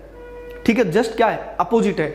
तो इसका मतलब क्या हो गया, हमेशा ध्यान रखना ये हमेशा पाई फेज एंगल पे होता है। तो कौन सा करेक्ट ऑप्शन आपका है, डी ऑप्शन करेक्ट आ जाएगा, 16 का डी आ जाएगा। ठीक है, तो ये बहुत सिंपल सा है, ध्यान रखना, इसमें कुछ करने की जरूरत नहीं। ग्राफ अगर आपको याद रहेगा तो वहां से भी बता सकते थे, या वैसे भी आपने एसएचएम में सबसे पहले दोनों सब में वेलोसिटी इन सब का फेज तो पढ़ा ही होगा। वेलोसिटी का फेज कितना होता है 90 डिग्री का होता है, क्योंकि देखो ये आपका कॉस है, ये क्या बन गया साइन बन गया। तो वेलोसिटी अगर पूछते तो 90 डिग्री का, तो ये एसएचएम में डायरेक्टली याद रखना। डिस्प्लेसमेंट वेलोसिटी का कितना होता है 90 होता है, डिस्प्लेसमेंट एक्सेलरेशन कितना होता है आपका वो पाई का होता है। ठीक है ना हमेशा। चलिए तो ये क्लियर हो गया, इसका कौन सा ऑप्शन करेक्ट है, डी ऑप्शन करेक्ट है। इसके बाद आते हैं हम लोग 17 पे। 17 नंबर क्वेश्चन ध्यान देना, इसमें रखा है a sound source of frequency 170 hertz is placed near a wall, a man working from a source towards the wall find that there is a periodic rise and fall of sound intensity. If the speed of sound in air is 340 metre per second, the distance separating the two adjacent position of minimum intensities. ठीक है ना, आपसे बोला गया यहाँ पे दो minimum intensity के बीच का सेपरेशन बताना है। तो सबसे पहले एक काम करो कि आप वेवलेंथ फाइंड करो। ठीक है, तो देखो वेवलेंथ कितना आएगा, यहाँ पे आपको फ्रीक्वेंसी दी गई है न्यू बराबर कितना दिया गया आपका 170 हर्ट्ज दिया गया है, और यहाँ पे जो वेलोसिटी दी गई है कितना है 340 मीटर पर सेकंड दिया गया है। तो यहाँ से जो वेवलेंथ आएगा, क्योंकि आप जानते हैं v बराबर क्या होता है न्यू इंटू लैम्डा होता है, तो फाइनली यहाँ से लैम्डा जो आएगा वो v बाई न्यू आ जाएगा, और v कितना है 340 अपॉन न्यू कितना है 170 बराबर कितना आएगा 2 मीटर आ जाएगा। बात क्लियर। अब एक चीज समझो, पहले एडजेसेंट पोजीशन ऑफ मिनिमा, ध्यान रखना दो मिनिमा और दो मैक्सिमा के बीच का, जैसे अगर आपको याद हो स्टैंडिंग वेव हो या इस वाले केस में हो, तो जैसे मान लीजिए जब आपका वेव प्रोड्यूस होता है, नॉर्मली हम बात करें जैसे इस तरीके से, ठीक है ना, ये ऐसे, तो ध्यान रखना दो मिनिमा के बीच का भी वेवलेंथ जो डिफरेंस है कितना होता है आपका λ/2 होता है, या दो मैक्सिमा के बीच भी जो आपका जो डिफरेंस है वो कितना है λ/2 होता है, कहीं भी आप ले लो, क्योंकि कंसेक्यूटिव मैक्सिमा मिनिमा बनता रहता है, तो दो मैक्सिमा के बीच दो मिनिमा के बीच जो आपका बनेगा डिफरेंस कितना होता है λ/2 का होता है। तो लैम्डा आपको पता है, तो दो adjacent position of minimum intensity की बात करेंगे तो एक इंटेंसिटी अगर यहाँ मिनिमम दूसरी इंटेंसिटी यहाँ मिनिमम होगी तो डिस्टेंस कितना है λ/2। तो फाइनली लैम्डा आपको पता है 2 मीटर, तो जो डिस्टेंस आएगा d बराबर कितना आएगा λ/2 आ जाएगा, तो फाइनली 2/2 कितना आ जाएगा आपका 1 मीटर आ जाएगा। I think clear. तो कौन सा करेक्ट ऑप्शन है इसमें 17 का बी ऑप्शन करेक्ट है। बात क्लियर है ना। तो भाई मिनिमम मैक्सिमा का है, अब लैम्डा निकालो, उसके बाद तुरंत आपको पता चल जाएगा कहाँ पे मिनिमा बन रहा है कहाँ पे मैक्सिमा बन रहा है। ठीक है, चलिए नेक्स्ट देखो जरा 17 का भी ठीक है। क्वेश्चन नंबर 18 क्वेश्चन नंबर 18 में क्या दिया गया है आप ध्यान से देखें। 18 में आपसे बोला गया है a charge Q enclosed by a Gaussian spherical surface of radius R if the radius is double then the outward electric flux. ध्यान रखना है आपको, यहाँ पे इन्होंने एक स्फेयर दे रखा है जिसके अंदर में चार्ज क्यू रखा गया है, इसका रेडियस आर है, इन्होंने ये बोला हुआ है। अब देखो इसमें आपको होता है जो फील्ड लाइंस है ये सारी की सारी फील्ड लाइंस को क्रॉस करके जा रही हैं, और आपको पता है कि नंबर ऑफ फील्ड लाइंस जो पास होती है उसी को हम लोग क्या बोलते हैं फ्लक्स बोलते हैं। तो फाई बराबर यहाँ पे कितना आएगा Q/ε आ जाएगा, क्योंकि इसकी सारी फील्ड लाइंस को कट करें इसलिए Q/ε हो जाएगा। अब आप सोचो अगर हम इसका रेडियस बढ़ा दें तो क्या नंबर ऑफ फील्ड लाइन को ज्यादा कट कर रहे हैं? नहीं, नंबर ऑफ फील्ड लाइंस क्या है सेम है, तो क्योंकि सेम चार्ज से जो है same number of field lines cross करके जा रही है, इसलिए आप चाहे स्फेयर का रेडियस कम रखें चाहे स्फेयर का रेडियस ज्यादा रखें, जो फ्लक्स होगा वो चेंज नहीं होगा। तो फाई पहले भी फाई वही था और जो फाई डैश है वो भी कितना आएगा Q/ε। या वैसे भी सोचो गॉस थ्योरम के अकॉर्डिंग अगर आपने रेडियस बढ़ा भी दिया तो इस स्फेयर के अंदर चार्ज तो Q ही है ना, तो गॉस थ्योरम के अकॉर्डिंग क्या है इनसाइड चार्ज अपॉन एप्सिलॉन, तो इनसाइड चार्ज तो Q है, चाहे छोटा रखो चाहे बड़ा रखो, इसलिए दोनों फ्लक्स क्या होंगे सेम होंगे। तो कौन सा करेक्ट ऑप्शन है इंक्रीज रिड्यूस्ड, उसके बाद क्या है रिमेन सेम और डबल, तो रिमेन सेम आपका इसमें कौन सा करेक्ट ऑप्शन आएगा सी ऑप्शन इसका करेक्ट हो जाएगा। बात क्लियर। तो बहुत सिंपल सा ऐसे क्वेश्चन थोड़ा सा ध्यान रखना कि अगर ऐसे कुछ करते हैं तो एक्चुअल में शेप एंड साइज से फ्लक्स, अगर क्लोज सरफेस है तो उसके शेप एंड साइज से फ्लक्स पे कोई फर्क नहीं पड़ता है। ठीक है, ये बात ध्यान रखना। तो इसलिए चाहे बड़ा करो चाहे छोटा करो जो भी करो कोई फर्क नहीं पड़ेगा। नेक्स्ट देखो जरा 19 नंबर क्वेश्चन। 19 आपसे बोला गया है a parallel plate capacitor is connected to a battery and dielectric slab is inserted between the plate then which quantity increases. ध्यान रखना है आपको, इन्होंने बोल रखा है कि जैसे ये आपको दिया गया है यहाँ पे कैपेसिटर पोटेंशियल दे रखा है, ये एक आपका जो है कैपेसिटर है और इसके बीच में इन्होंने क्या किया कि बैटरी कनेक्टेड है और इसमें इन्होंने एक डाइलेक्ट्रिक स्लैब को इंसर्ट कर दिया ऐसे के का। अब आपको पता नहीं क्या क्या चेंजेस होंगे, तो आपको पता होना चाहिए कि अगर हम बात करें यहाँ पे तो क्योंकि बैटरी कनेक्टेड है तो पोटेंशियल क्या रहेगा V डैश क्या होगा सेम होगा, बट जो इसका चार्ज होगा Q डैश वो Q0 टाइम्स ऑफ K हो जाएगा, K टाइम्स बढ़ जाता है। पोटेंशियल आपका सेम है, इसमें कैपेसिटेंस की बात करेंगे तो आपका वो भी K टाइम्स बढ़ जाएगा, एनर्जी की बात करेंगे तो वो भी ध्यान रखना है आपका K टाइम्स बढ़ जाएगा, इलेक्ट्रिक फील्ड आपका सेम रहेगा, मतलब E डैश जो है वो E0 ही रहेगा। ठीक है, तो इन्होंने बोला है विच quantity increases, potential difference same है, देख सकते हैं आप, इलेक्ट्रिक फील्ड क्या है सेम है, स्टोर्ड एनर्जी जो है आप देख सकते हैं K टाइम्स क्या हो गया बढ़ गया, और ईएमएफ ऑफ बैटरी पे तो कोई फर्क नहीं पड़ेगा क्योंकि वो तो बैटरी का पोटेंशियल है, उस पे तो इसमें डायरेक्टली फिल करने से कोई मतलब बनेगा नहीं। तो कौन सा आपका है एनर्जी बढ़ जा रहा है, मतलब क्या है स्टोर्ड एनर्जी इंक्रीज हो जाएगा, मतलब इसका 19 का सी ऑप्शन करेक्ट है। तो ये आप थोड़ा सा ध्यान रखना कि डायरेक्ट्रिक इंसर्ट करने के बाद किन किन फैक्टर्स पे कैसे फर्क पड़ता है। ये पूरी टेबल आपने कनेक्टेड सेल कनेक्टेड हो तब के केस में सेल को अगर चार्ज करके हटा दिया तब दोनों फैक्टर्स में हम पढ़े हुए हैं हम लोगों ने, तो ये पूरी टेबल ध्यान रखना ताकि ऐसे क्वेश्चंस में बहुत ज़्यादा टाइम ना लगे। ठीक है ना, नेक्स्ट पे आते हैं 20 number question. An alpha particle is accelerated from rest through a potential difference V volts. Its final kinetic energy is, देखो किसी भी अगर चार्ज Q को V पोटेंशियल डिफरेंस पे जब आप एक्सेलरेट करते हैं तो जो वर्क डन होता है वो कितना होता है हमारा Q into V होता है, और यही work done as a kinetic energy store होता है जो कि Q into V के बराबर होता है। अब क्योंकि ये अल्फा पार्टिकल, अल्फा का जो Q होता है वो कितना आ जाएगा 2E के बराबर, तो जो काइनेटिक एनर्जी होगा V पोटेंशियल डिफरेंस के लिए कितना आ जाएगा हमारा 2E into V। ये इसका आंसर होगा, कुछ नहीं करना। तो कौन सा करेक्ट ऑप्शन आपका ए ऑप्शन इसका करेक्ट है। बात क्लियर है? ठीक है, सिंपल सा है, वर्क डन क्यू भी होता है, ये वर्क डन काइनेटिक एनर्जी में आएगा, ये हो जाएगा क्यू बराबर 2 है क्योंकि अल्फा के लिए, तो 2 EV आपका आंसर हो गया। ठीक है, चलिए 21 नंबर क्वेश्चन देखो जरा। 21 में आपको बोला गया है, जहां से देखें इसमें बोला गया the plot represent the flow of current through the wire as a, ठीक है ना, अलग अलग इंटरवल में करंट जो है दिखाया गया आपको टाइम के साथ, the ratio of the charge flowing through the wire corresponding to this time interval. ध्यान रखना, जो क्योंकि आई बराबर क्या होता है हमारा Q बाई टी होता है, तो Q बराबर कितना हो जाएगा I into T. I into T मतलब क्या हो गया, एरिया, क्योंकि मल्टीप्लाई है ना, मल्टीप्लाई कैसे निकलेगा, एरिया से निकल जाएगा। अब देखो Q1 इसका एरिया, Q2 इसका एरिया, Q3 इसका एरिया, तो निकालते हैं, कोई दिक्कत नहीं। देखो जरा, तो जो आपका जो Q1 आएगा, अगर ध्यान से देखें Q1 बराबर, तो इसका एरिया कितना हो जाएगा, देखो ये आपका सेपरेशन कितना है, यहाँ पे ये 1 हो जाएगा इंटू ये लेंथ कितना है आपका 2 हो जाएगा, बराबर 2 कूलम आ जाएगा। दूसरा आपका Q2 कितना होगा, तो Q2 इस वाले का निकल के आएगा, यहाँ से आता है इंटरवल कितना आपका, वो 2 का है, इंटू जो ये हाइट है कितना है, ये 1 के बराबर, ये भी कितना आएगा 2 कूलम हो जाएगा। इसके बाद Q3 की बात करें तो Q3 आप इस ट्रायंगल का एरिया निकल के आएगा, तो कितना आ जाएगा, हाफ, बेस कितना है इसका 2 इंटू हाइट कितनी है 2 के बराबर, तो ये भी कितना आएगा 2 कूलम आ जाएगा। तो finally Q1 ratio Q2 ratio Q3 जब आप निकालेंगे तो क्या आएगा, 2 to 2 है तो कितना आएगा 1 रेशियो 1 आ जाएगा। तो कौन सा करेक्ट ऑप्शन आपका, सी ऑप्शन इज करेक्ट। बात क्लियर? तो कुछ नहीं, Q बराबर IT लगा देना, I इंटू टी जो है क्योंकि एरिया शो करेगा, तो एरिया तीनों का निकाल करके उनका रेशियो फाइंड कर लो, आंसर आ जाएगा। ठीक है, चलिए 22 नंबर क्वेश्चन।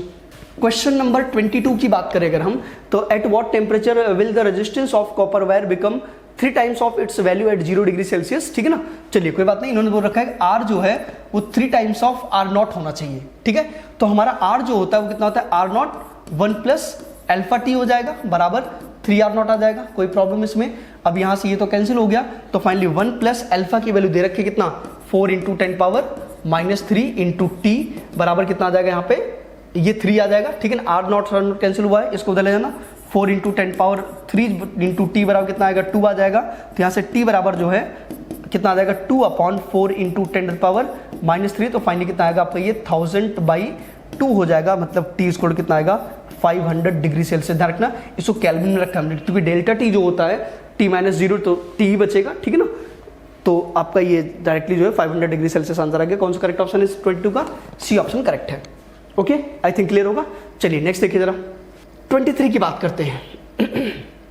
23 में क्या दिया गया है, देखो जरा, इसमें बोला गया है which of the following particles will describe the smallest circle when projected with same velocity perpendicular to the magnetic field. तो आप जानते हैं कि R बराबर जो होता है वो mv/qv होता है, वेलोसिटी सेम है, मैग्नेटिक फील्ड सेम है, तो R प्रोपोर्शनल क्या आ जाएगा, m/q आ जाएगा। अब सबके लिए m/q का रेशियो फाइंड कर लो, आंसर आ जाएगा। और ये ध्यान रखना m और q आपको पता होना चाहिए। जैसे प्रोटॉन की बात करें तो प्रोटॉन का अगर फंडामेंटल माने, इस पे चार्ज E है, मास कितना हो जाएगा m हो जाएगा। तो जो ड्यूट्रॉन आपका होता है D, वो आप कितना होगा, चार्ज तो E के बराबर होता है, बट मास कितना होता है 2 टाइम्स ऑफ m होता है। अल्फा की बात करें तो अल्फा में चार्ज 2e होता है और मास कितना होता है आपका 4m हो जाता है। और इलेक्ट्रॉन की बात करेंगे तो इलेक्ट्रॉन में आपको पता है कि चार्ज E होता है, बट मास जो है वो me है, मास बहुत कम होगा। अब आप सोचो कि आपसे बोला गया है कि स्मॉलेस्ट सर्कल, तो स्मॉलेस्ट सर्कल के लिए क्या होना चाहिए, मास बहुत कम होना चाहिए और चार्ज जो है जितना ज्यादा हो सके।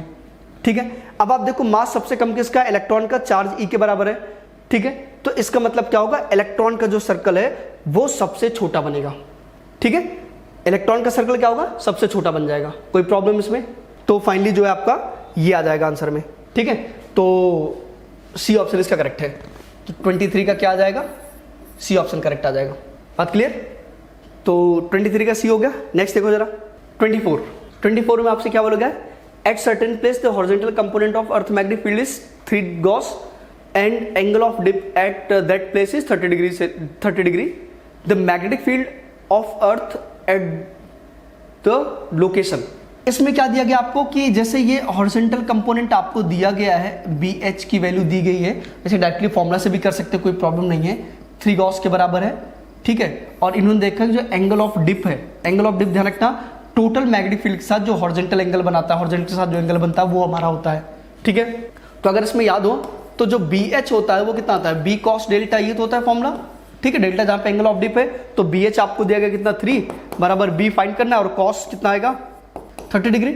इसकी वैल्यू पुट कर ले जरा, तो 3 इक्वल टू कितना आएगा, B इंटू √3/2 आ जाएगा। तो फाइनली B बराबर कितना आ जाएगा आपका 2√3 आ जाएगा, और क्योंकि 3 से √3 बन जाएगा, और फाइनली 2√3 का मतलब कितना हो गया आपका ये हो जाएगा 3.5 गॉस के आसपास, ठीक है ना। तो कौन सा करेक्ट ऑप्शन है इसमें, आपका 24 का सी ऑप्शन करेक्ट है। ओके ठीक है, चलिए 25 नंबर क्वेश्चन देखो जरा। 25 देखो जरा, इसमें बोला गया है कि the two coils are placed close to each other, the mutual inductance of the pair of coils depends upon. ध्यान रखना, जो म्यूचुअल इंडक्टेंस होता है वो दो कॉइल की पोजीशन कहाँ कहाँ पे रखेंगे, ओरिएंटेशन कैसे रखा गया है, क्योंकि जितना ज़्यादा फ्लक्स पास होगा उतना ही ज़्यादा आपका जो है इंडक्टेंस आपका क्रिएट होगा, ठीक है ना। तो ये ध्यान रखना है कि आपका ओरिएंटेशन और पोजीशन पे डिपेंड करेगा।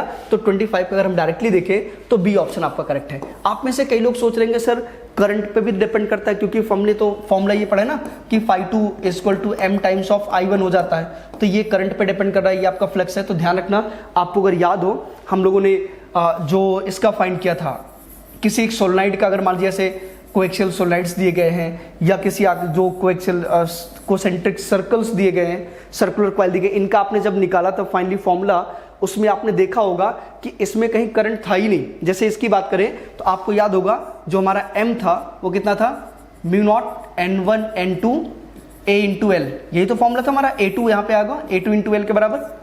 अब इसमें करंट कहाँ है, कहीं भी नहीं है। एरिया, लेंथ, इनकी पोजीशन कहाँ पे क्या रखेंगे, इन पे डिपेंड करेगा। तो ये सिर्फ ओरिएंटेशन एंड रिलेटिव पोजीशन पे डिपेंड करता है। तो कौन सा करेक्ट ऑप्शन आएगा, आपका बी ऑप्शन करेक्ट है इसमें, ठीक है ना। तो ध्यान रखना, करंट वगैरह मत बोल देना कि यहाँ से देख के बता दो, क्योंकि करंट बढ़ाने पर फ्लक्स भी बढ़ जाएगा उसी रेशियो में। तो m तो आपका कॉन्स्टेंट हो गया, तो वो उस पर डिपेंड नहीं करता, ध्यान रखना, बी केयरफुल। इसके बाद 26 नंबर, इसमें बोलेगा in an AC circuit the EMF of current is and current R E = 5 cos omega t and I = 2 sin omega t ampere respectively the average power in this AC circuit, ठीक है। देखो इन्होंने EMF दे रखा है, EMF आपको दे रखा है कितना, ये 26 नंबर क्वेश्चन है, ये आपको दे रखा है कि कितना 5 cos omega t, और जो हमारा करंट है वो कितना है 2 sin omega t। अच्छा, इनके दोनों के बीच फेज डिफरेंस की बात करें तो π/2 का है, क्योंकि साइन और कॉस में क्या होता है, π/2 का डिफरेंस होता है, क्योंकि कॉस को आप क्या लिख सकते हैं 5, ये हो जाएगा साइन π/2 प्लस ओमेगा टी, कोई फर्क नहीं पड़ता है, ये बन जाएगा। अब π/2 का फेज डिफरेंस आ गया, और आप जानते हैं कि जो हमारा P होता है वो क्या होता है, VRMS into IRMS into cos π/2, और cos π/2 क्या 0, एक्चुअल में वॉटलेस करंट का है। जैसे अगर आपको याद हो तो इसमें करंट और पोटेंशियल जो है π/2 पे है, तो आइदर ये आपका जो है इंडक्टर या कैपेसिटर के केसेस को ले सकते हैं और वहां पे आप निकाल सकते हैं क्या होने वाला है, ठीक है ना। तो कुल मिलाकर के ये है कि पावर लॉस इसमें क्या आएगा, 0 आएगा। नेक्स्ट देखो जरा, the dimensional formula of μ0 epsilon is, अब इसका तो डायरेक्टली आपको पता होना चाहिए, ठीक है ना। 27 की बात करें तो dimensional formula of μ0 epsilon is, तो आपको पता है कि c² जो होता है वो हमारा कितना होता है 1/μ0 इंटू एप्सिलॉन हो जाता है। तो यहाँ से μ0 इंटू एप्सिलॉन जो होगा हमारा कितना आएगा 1/c², तो स्पीड का जो है 1 करके स्क्वायर हो जाएगा, तो फाइनली कितना आएगा आपका यहाँ पे 1/LT - 1 का होल स्क्वायर। तो फाइनली कितना आएगा आपका ये L to the power -2 and T to the power कितना आएगा 2 आ जाएगा। ये आपका आंसर होगा। कौन सा करेक्ट ऑप्शन है, L पावर -2 T की पावर 2, सी ऑप्शन करेक्ट है, ठीक है। ये तो डायरेक्टली याद रखना, क्योंकि ये फॉर्मूला बहुत यूजफुल है, कई जगहों पे यूज आता रहता है, तो ये तो पता ही होना चाहिए आपको डायरेक्टली, ठीक है। चलिए 28 नंबर में क्या बोलोगे आपसे, the power of an achromatic convergent lens of lens.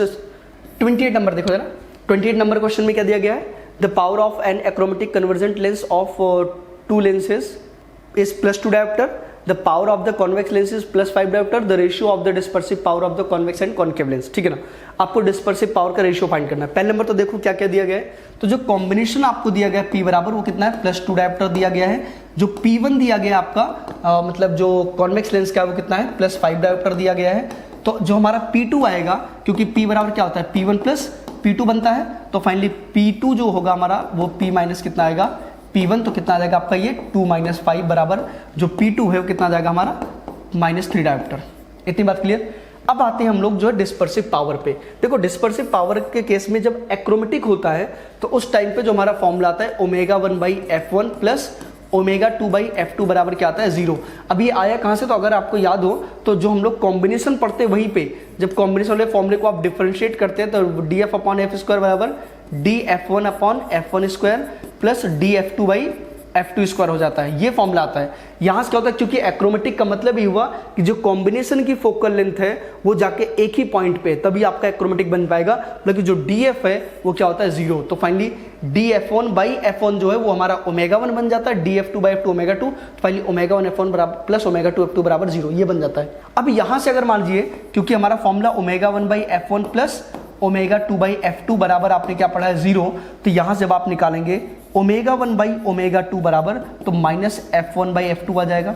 अब आप जानते हैं पावर 1 में, क्योंकि P जो होता है वो क्या होता है 1/F होता है ना, तो ये अगर देखो 1/F2 तो क्या बन जाएगा P2 बन जाएगा, और जो F1 1/P1 बन जाएगा। तो इसको अगर आप लिखना चाहें तो इसी फॉर्मूले को -P2/P1 भी लिख सकते हैं, कोई प्रॉब्लम नहीं है, क्योंकि पावर पता है डायरेक्टली पुट कर लेंगे। तो फाइनली ω1/ω2 बराबर कितना आएगा, P2 कितना है हमारा -3 -1 प्लस हो जाएगा, और फाइनली P1 कितना है आपका 5 है, तो फाइनली जो है आपका आएगा कितना आएगा 3:5 आ जाएगा। ठीक है, तो कौन सा करेक्ट ऑप्शन है इसका, बी ऑप्शन करेक्ट है, 28 का बी। ओके, ठीक है। नेक्स्ट देखो जरा 29 क्वेश्चन में आपको दिया गया है 2 sources of light of wavelength 2500 angstrom and 3500 angstrom are used in Young's double slit experiment simultaneously. Which order of fringes of 2 wavelengths pattern coincide? ठीक है, मान लीजिए कि जो आपका N1 जो है आपका नंबर ऑफ फ्रिंज है वो 2500 एंगस्ट्रॉम वाले का है, कोइंसाइड कर रहा है, और N2 जो है वो कौन सा कोइंसाइड कर रहा है आपका 3500 वाले का है, ठीक ना, एंगस्ट्रॉम का। तो आप जानते हैं जो पोजीशन ऑफ जो ब्राइट फ्रिंज है वो ND होता है, आपको पता होना चाहिए।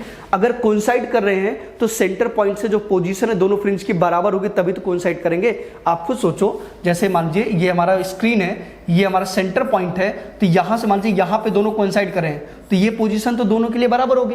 तो इसका मतलब क्या हो गया कि जो y होगा एक तो आपका N1 d(λ1/d) बन जाएगा, और दूसरे के अकॉर्डिंग क्या आएगा N2 d(λ2/d) बन जाएगा। वैसे चाहे तो आप डायरेक्टली फॉर्मूला भी याद होगा कोइंसाइड करने के, λ1 N1 बराबर N2 λ2, ये फॉर्मूला भी बन जाता है कि अगर दो अलग अलग वेवलेंथ की जो हमारी फ्रिंजेस है कोइंसाइड करें तो N1 λ1 बराबर N2 λ2 के होना चाहिए। इसी रेशियो में आपका जो है ये फ्रिंजेस कोइंसाइड करती है। ठीक है, तो यहाँ से अगर मान लीजिए N1/N2 निकालेंगे तो कितना आ जाएगा हमारा ये λ2/λ1 आ जाएगा। तो अब देखो इसमें कितना आएगा, λ2 हमारा कितना है 3500 है, और λ1 कितना है 2500 है, ठीक है ना।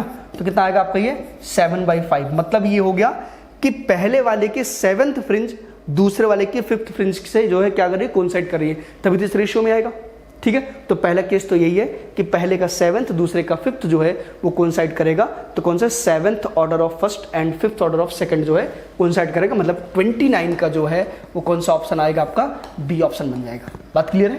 तो इस तरीके से इसको आप फाइंड कर सकते हैं, कोई प्रॉब्लम नहीं है। ठीक है, 29 का बी ऑप्शन। इसके बाद 30 नंबर देखो जरा, क्लियर है? ठीक है, 30 में आपसे क्या बोलोगे, an electron is moving with velocity 6.6 into 10³ metre per second, the de Broglie wavelength associated with electron is mass this one and Planck constant this one. ठीक है, बहुत आसान है। तो आप जानते हैं यहाँ पे सारी चीजें दी गई। तो लैम्डा जो हमारा डी ब्रोगली वेवलेंथ होता है क्या होता है, h/p होता है, m/v। तो सीधे वैल्यू पुट करो क्योंकि सब कुछ तो दिया गया है। इसमें कितना है 6.62 into 10³ कितना आएगा -34 आ जाएगा, अपॉन m कितना है 9 into 10³ कितना आएगा आपका -31 हो जाएगा, इंटू वेलोसिटी कितना दिया आपको 6.6 into 10³ कितना है 3 दे दिया है। ठीक है ना। अब देखो यहाँ से ये तो कैंसिल कर सकते हो, कोई प्रॉब्लम नहीं है क्योंकि लगभग अप्रॉक्सीमेटली बराबर है। ये आपका 31 है, यहाँ पे कितना है आपका, तो लैम्डा इक्वल टू कितना आएगा, ये 10⁻⁻34 का आ जाएगा, और ये लगभग कितना आएगा 9 into 10⁻31, और ये कितना आएगा इंटू 10³ आ जाएगा। ये जब ऊपर जाएगा तो -3 होगा, ये ऊपर जाएगा तो -3 आपका लैम्डा जो होगा वो कितना आ जाएगा 10⁻1/9 into 10³ कितना आएगा आपका -6 हो जाएगा, और 1/9 भी आपका लगभग 0.1 क्या मतलब ये आपका उसमें आ जाएगा ना 0.01 आ जाएगा, तो कितना आएगा अप्रॉक्सीमेटली 10⁻⁻7 मीटर। तो कौन सा करेक्ट ऑप्शन है आपका, कौन सा करेक्ट ऑप्शन इसमें 10⁻⁻7 मीटर हो गया, तो इसमें सी ऑप्शन आपका करेक्ट है। ठीक है, चलिए नेक्स्ट देखिए जरा 31 नंबर। 31 आपको दिया गया है, इसमें देखिए light of 2 different frequencies whose photons have energy 1 electron volt and 5 electron volt respectively illuminated a metallic surface whose work function is 0.5 electron volt successively. ठीक है ना। The ratio of the maximum speed emitted by the electron will be. ठीक है, आपको ratio of जो maximum speed है वो बताना है। तो आप जानते हैं जो kinetic energy of photo electron होता है मैक्सिमम, वो कितना हमारा होता है, वो होता है एनर्जी माइनस वर्क फंक्शन, यही तो होता है। अब देखो काइनेटिक एनर्जी ऑफ फर्स्ट वाले का जो आएगा वो क्या बन जाएगा हमारा, एनर्जी कितना है 1 माइनस 0.5, तो फाइनली कितना आएगा आपका ये 0.5 इलेक्ट्रॉन वोल्ट। बात क्लियर। दूसरा काइनेटिक एनर्जी ऑफ सेकंड की बात करेंगे अगर हम मान लीजिए तो कितना आ जाएगा, आपको दिया गया है 2.5 माइनस 0.5 बराबर कितना आएगा 2 इलेक्ट्रॉन वोल्ट आ जाएगा। लेकिन काइनेटिक एनर्जी का रेशियो नहीं पूछा है, आपसे पूछा गया मैक्सिमम स्पीड का रेशियो। तो आप जानते हो kinetic energy of 1 upon kinetic energy of 2 का रेशियो जो होगा ये हाफ एम V1 मैक्स का स्क्वायर हो जाएगा upon half M V2 max का स्क्वायर हो जाएगा। सीधी सी बात है, मैक्सिमम स्पीड से तो मैक्सिमम काइनेटिक एनर्जी बनेगी और ये आपका बन जाएगा 0.5 अपॉन 2 आ जाएगा। इतनी बात क्लियर है। अब यहां पे देखो ये तो कैंसिल हो गया, तो V1 मैक्स का स्क्वायर अपॉन V2 मैक्स का स्क्वायर जो है वो कितना आ जाएगा आपका 1/4 आ जाएगा। तो यहां से जो आपका V1 max ratio V2 max होगा वो कितना आ जाएगा आपका 1/2 आ जाएगा। बात समझ गए ना, क्योंकि स्क्वायर है तो स्क्वायर रूट कितना आएगा 1/2 बन जाएगा। तो फाइनली 1:2 कौन सा करेक्ट ऑप्शन आपका, बी ऑप्शन करेक्ट है 31st का। ओके, नेक्स्ट पे आते हैं। चलिए 32 नंबर देखो। 32 नंबर में आपसे बोला गया है, इसमें ये बोला गया total energy of an electron revolving in the second orbit of the hydrogen atom. तो आपको पता है हाइड्रोजन एटम के लिए जो एनर्जी होता है, टोटल एनर्जी का जो फॉर्मूला होता है वो -13.6 upon n square electron volt होता है। अब ये बहुत बेसिक क्वेश्चन है, इनको तो डायरेक्टली याद भी होगा, आपको रख सकते हैं। तो इन्होंने बोला सेकंड ऑर्बिट के लिए n बराबर कितना आएगा 2 आ जाएगा, तो E बराबर कितना आ जाएगा आपका -13.6 अपॉन 2 हो जाएगा कितना 4 हो जाएगा, बराबर कितना आएगा -3.4 इलेक्ट्रॉन वोल्ट आपका आंसर आ जाएगा। तो कौन सा करेक्ट ऑप्शन है उसमें, सी ऑप्शन करेक्ट है। ठीक है, चलिए नेक्स्ट देखिए। अब देखो ऐसे क्वेश्चन करने में बहुत आसान होते हैं, फटाफट आप कर सकते हो, कोई ज़्यादा प्रॉब्लम की बात नहीं है। अब इसमें देखा जाए 33 नंबर, ठीक है ना, ये एक अच्छा क्वेश्चन है, मतलब बहुत बेसिक कॉन्सेप्ट पे है, ऐसा नहीं कि बहुत ज़्यादा कुछ सोचना है। मॉडर्न फिजिक्स के क्वेश्चन इसलिए कहते हैं बहुत ईजी होते हैं क्योंकि बहुत बेसिक कॉन्सेप्ट पे काम करते हैं जो कि बहुत आसान होते हैं। देखो जरा, इसमें बोल रखा है a radioactive nucleus has specific binding energy E1, मतलब कोई एक न्यूक्लियस है उसकी जो बाइंडिंग एनर्जी कितना है E1 के बराबर है। और बाद में उन्होंने बोला it emits an alpha particle, मान लीजिए ए है, ठीक है ना, इसका एनर्जी E1 के बराबर है और ये अल्फा पार्टिकल रिजल्ट इमिट करता है, उसके बाद इसकी बाइंडिंग एनर्जी कितनी हो गई E2 के बराबर। मतलब जो ए हमारा है वो बी में कन्वर्ट हो गया और एक अल्फा पार्टिकल को रिलीज कर दिया, तो जो बी की एनर्जी है, बाइंडिंग एनर्जी जो स्पेसिफिक है वो E2 है। अब आप बताने कौन सा करेक्ट है, ध्यान रखना है कभी भी जब अल्फा या बीटा निकलता है तो binding energy of the nucleus बढ़ जाता है क्योंकि वो स्टेबल हो जाता है। आप खुद सोचो, अगर कोई न्यूक्लियस हमारा अल्फा या बीटा रिलीज करता है तो तभी रिलीज करता है जब वो स्टेबिलिटी को गेन करता है। तो सीधी सी बात है, ये कम स्टेबल है, ये ज़्यादा स्टेबल है, तो जो ज़्यादा स्टेबल होगा उसकी एनर्जी क्या होगी, बाइंडिंग एनर्जी स्पेसिफिक वो ज़्यादा होगी। इसका मतलब क्या हो गया कि E2 जो है वो ग्रेटर देन क्या है, E1 है। तो कौन सा करेक्ट ऑप्शन आपका, डी ऑप्शन 33 का करेक्ट है। Okay, I think clear. चलिए नेक्स्ट देखो जरा, क्वेश्चन नंबर 34, ठीक है ना। 34 जो आपका लॉजिक गेट का है, बहुत आसान है, ठीक है। इसमें वो लिखा है identify the logic operation perform by the circuit as shown in figure, ठीक है ना। देखो इसमें आपको दे रखा है ये आपका जो है एक नॉर गेट है, ये भी आपका है एक, ठीक है ना, और फाइनली ये आपका आउटपुट हो गया Y। यहाँ पे इनपुट A और B है। अब आपको फाइंड करना है कि कौन सा ये लॉजिक गेट बनेगा। तो देखो एक तो मेथड ये होता है कि इसको आप ट्रुथ टेबल से सॉल्व कर लो, दूसरा इसका होता है बूलियन एक्सप्रेशन बना करके सॉल्व कर लो। हम दोनों से आपको करके दिखा दे रहे हैं। देखो जरा, सबसे पहले ट्रुथ टेबल जो कि आप में से मोस्टली ज्यादा लोग करते होंगे। ये मान लो x है, ठीक है, देखो जरा, ये a हो गया, ये b हो गया, ये x हो गया और फाइनली ये y हो गया, ठीक है ना। जब आपने इसको 0 और 0 दिया, देखो 0 और 0 देंगे तो 0 0 यहाँ से पास होगा, तो ये इसका रिजल्ट क्या हो जाएगा 0 और 0 का ऑपोजिट क्या हो जाएगा 1 हो जाएगा। ये क्या बन जाएगा 1, और यहाँ से 1 1 पास होगा तो ध्यान रखना वैल्यू कितनी आएगी 1 आ जाएगी, और 1 का जस्ट अपोजिट क्या आ जाएगा 0 आ जाएगा। इतनी बातें क्लियर है। दूसरा, जब आप 1 0 करेंगे तो क्या होगा, देखो जरा, यहाँ पे 1 कर दिया, मान लीजिए इसको क्या रखा आपने 0, ठीक है, तो 1 और 0 कितना आएगा, यहाँ पे 1 बनेगा, 1 का क्या हो जाएगा ये 0 आ जाएगा, और जब 0 0 पास होगा तो ये 0 फॉलो करेगा और 0 का वापस क्या हो जाएगा रिवर्स 1 बन जाएगा, ठीक है। नेक्स्ट देखो जरा, 1 0 के केस में वही आपका आएगा 0 और ये 1 बन जाएगा, और 1 1 के केस में अगर आप ध्यान से देखें तो क्या बन जाएगा, ये 1 और 1 पे 1 1 पास होगा, ये 1 होगा, 1 का रिवर्स क्या होगा 0, नॉट है यहाँ पे, फिर उसके बाद 0 0 पास होगा तो ये 0 देगा और 0 का रिवर्स क्या हो जाएगा 1 हो जाएगा, और आपका 0 1 1 1 किसका होता है, और गेट का होता है। अगर आपको याद हो तो ये क्या बन जाएगा, और गेट बन जाएगा। दूसरा, यहां से हम लोग निकाल सकते हैं, अगर आपने यहाँ पे a और b दे रखा है तो इधर ये क्या आ जाएगा x आ जाएगा। अब जो x होगा वो कितना आएगा a प्लस b बार, यही तो बनेगा, सीधी सी बात है। क्यों ये बनेगा? क्योंकि आप देखो और का क्या आएगा, a + b बन जाएगा और उसका जो नॉट जो है ये बन जाएगा। अब यहाँ से जब अब देखो यहाँ पे x और यहाँ पे x लगाया आपने, तो y जो बनेगा वो कितना आएगा, x + x का बार आ जाएगा।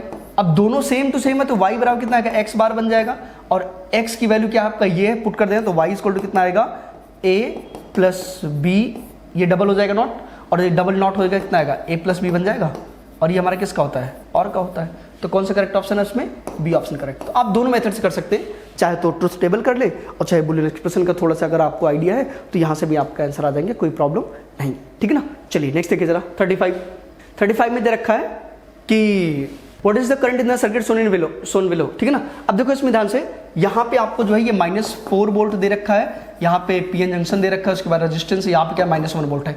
अब आप देख सकते हैं ये पी साइड और ये एन साइड है, पी साइड का जो पोटेंशियल है वो कम है, एन साइड का पोटेंशियल ज्यादा है, मतलब ये रिवर्स बाइसिंग में है और रिवर्स बाइसिंग करंट क्या होता है, 0। तो 35 का कौन सा करंट का ऑप्शन है, ए ऑप्शन करेक्ट हो गया। सीधे देखना है आपको, रिवर्स में है, अगर फॉरवर्ड में होता तो पोटेंशियल डिफरेंस अपॉन रेजिस्टेंस कर लेते, क्योंकि रिवर्स में है तो करंट क्या आ जाएगा आपका, 0 आ जाएगा। ओके चलिए सेक्शन बी में आते हैं हम लोग। सेक्शन बी में जो पहला क्वेश्चन आपका है वो 36 है, ठीक है ना। तो देख सकते हैं आप क्वेश्चन बहुत ज़्यादा टफ नहीं है, क्वेश्चन बहुत लीनियर है और इंपॉर्टेंट है, ध्यान रखना ऐसे क्वेश्चन बहुत पूछे जाते हैं।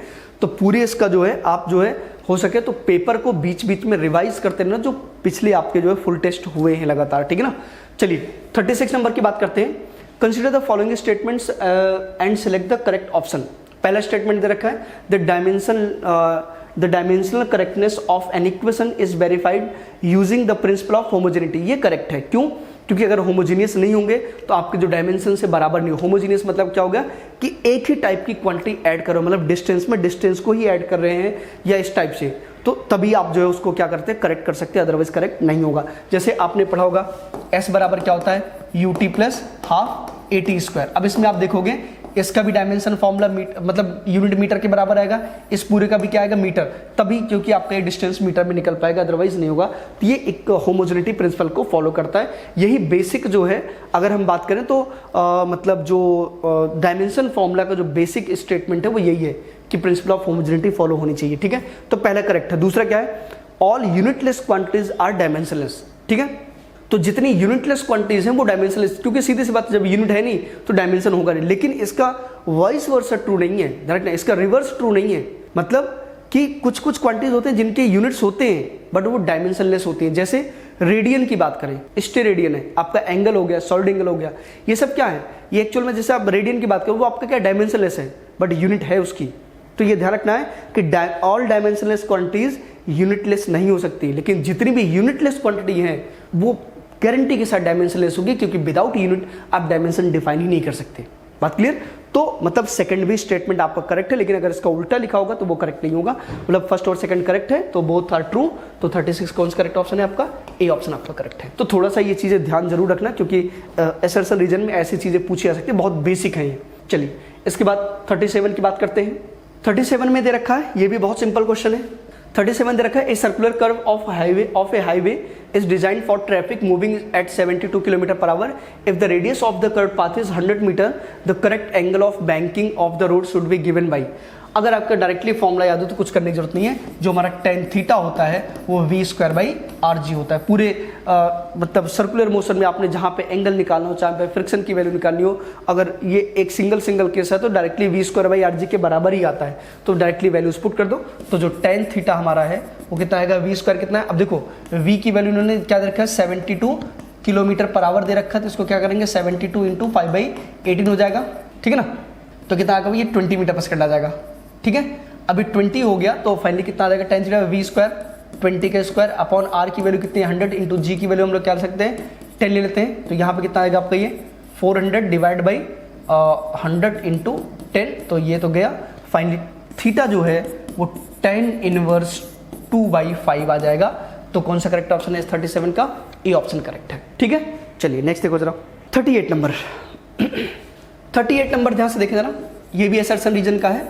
अब देखो एसर्शन रीजन के क्वेश्चन जो होते हैं न्यूमेरिकल नहीं होते हैं, वो स्टेटमेंट्स को बहुत अच्छे से समझना जरूरी होता है, ठीक। कह क्या रहा है वो आप समझो, क्योंकि अगर छोटा सा भी कहीं आपने स्टेटमेंट में गड़बड़ कर दिया तो बहुत प्रॉब्लम होता है। इसमें बहुत बड़े क्वेश्चन नहीं आते, बहुत छोटे छोटे पार्ट से आपसे क्वेश्चन, जैसे अभी आप देखो न्यूटन्स लॉ पे, सेकंड लॉ पे बेस्ड है, अभी आप सबने पढ़ा हुआ है, बहुत अच्छे से जानते हो, लेकिन इसके स्टेटमेंट को समझना बहुत जरूरी है। देखो असर्शन में क्या बोलोगे, Newton second law of motion gives the measurement of momentum. Reason क्या बोलोगे, according to Newton second law of motion force is directly proportional to the rate of change of momentum. अब ध्यान समझना, न्यूटन सेकंड लॉ अगर आपको याद हो तो F बराबर क्या था, delta P by delta T था। तो सेकंड ऑप्शन तो करेक्ट है आपका, मतलब जो रीजन है वो करेक्ट है, directly proportional to the rate of change of the momentum, even equal होता है। अब एक चीज समझो, पहले जो सेकंड लॉ है वो आपका मोमेंटम के मेजरमेंट को नहीं बताता है, वो फोर्स के मेजरमेंट को बता रहा है, ठीक है ना, कि rate of change of momentum जो होता है वो फोर्स होता है हमारा। अब यहाँ पे मोमेंटम का कैलकुलेशन नहीं हो रहा है, ये बात ध्यान रखना है आपको, क्योंकि कई बार क्या होगा, फॉर्मूले में देखोगे मोमेंटम चेंज तो आ रहा है या मोमेंटम आ रहा है तो आप बोलोगे मेजरमेंट ऑफ मोमेंटम होता है, नहीं। न्यूटन सेकंड लॉ जो होता है वो मेजरमेंट ऑफ फोर्स को रिप्रेजेंट करता है, और ये होता क्या है, F बराबर delta P by delta T होता है, ये बात ध्यान रखना है, ठीक है ना। तो मतलब पहला स्टेटमेंट आपका रॉन्ग है, दूसरा स्टेटमेंट क्या है, करेक्ट है। तो ए जो है फॉल्स है और रीजन क्या है, ट्रू है। तो 30 से 8 का जो है सी ऑप्शन करेक्ट है। बात समझ गए? हाँ, नेक्स्ट देखो जरा, नेक्स्ट देखो 39 क्या है आपका, इसमें दे रखा है water is falling on the blade of a turbine at a rate of 100 kilogram per second from a certain spring, ठीक है ना। If the height of the spring be 100 metre the power transfer to the turbine. देखो जो power होता है normally हम बात करें तो क्या होता है आपका, वर्क डन अपॉन टाइम होता है। तो वर्क डन जो निकालेंगे आप, वर्क डन क्या होता है, mgh होता है।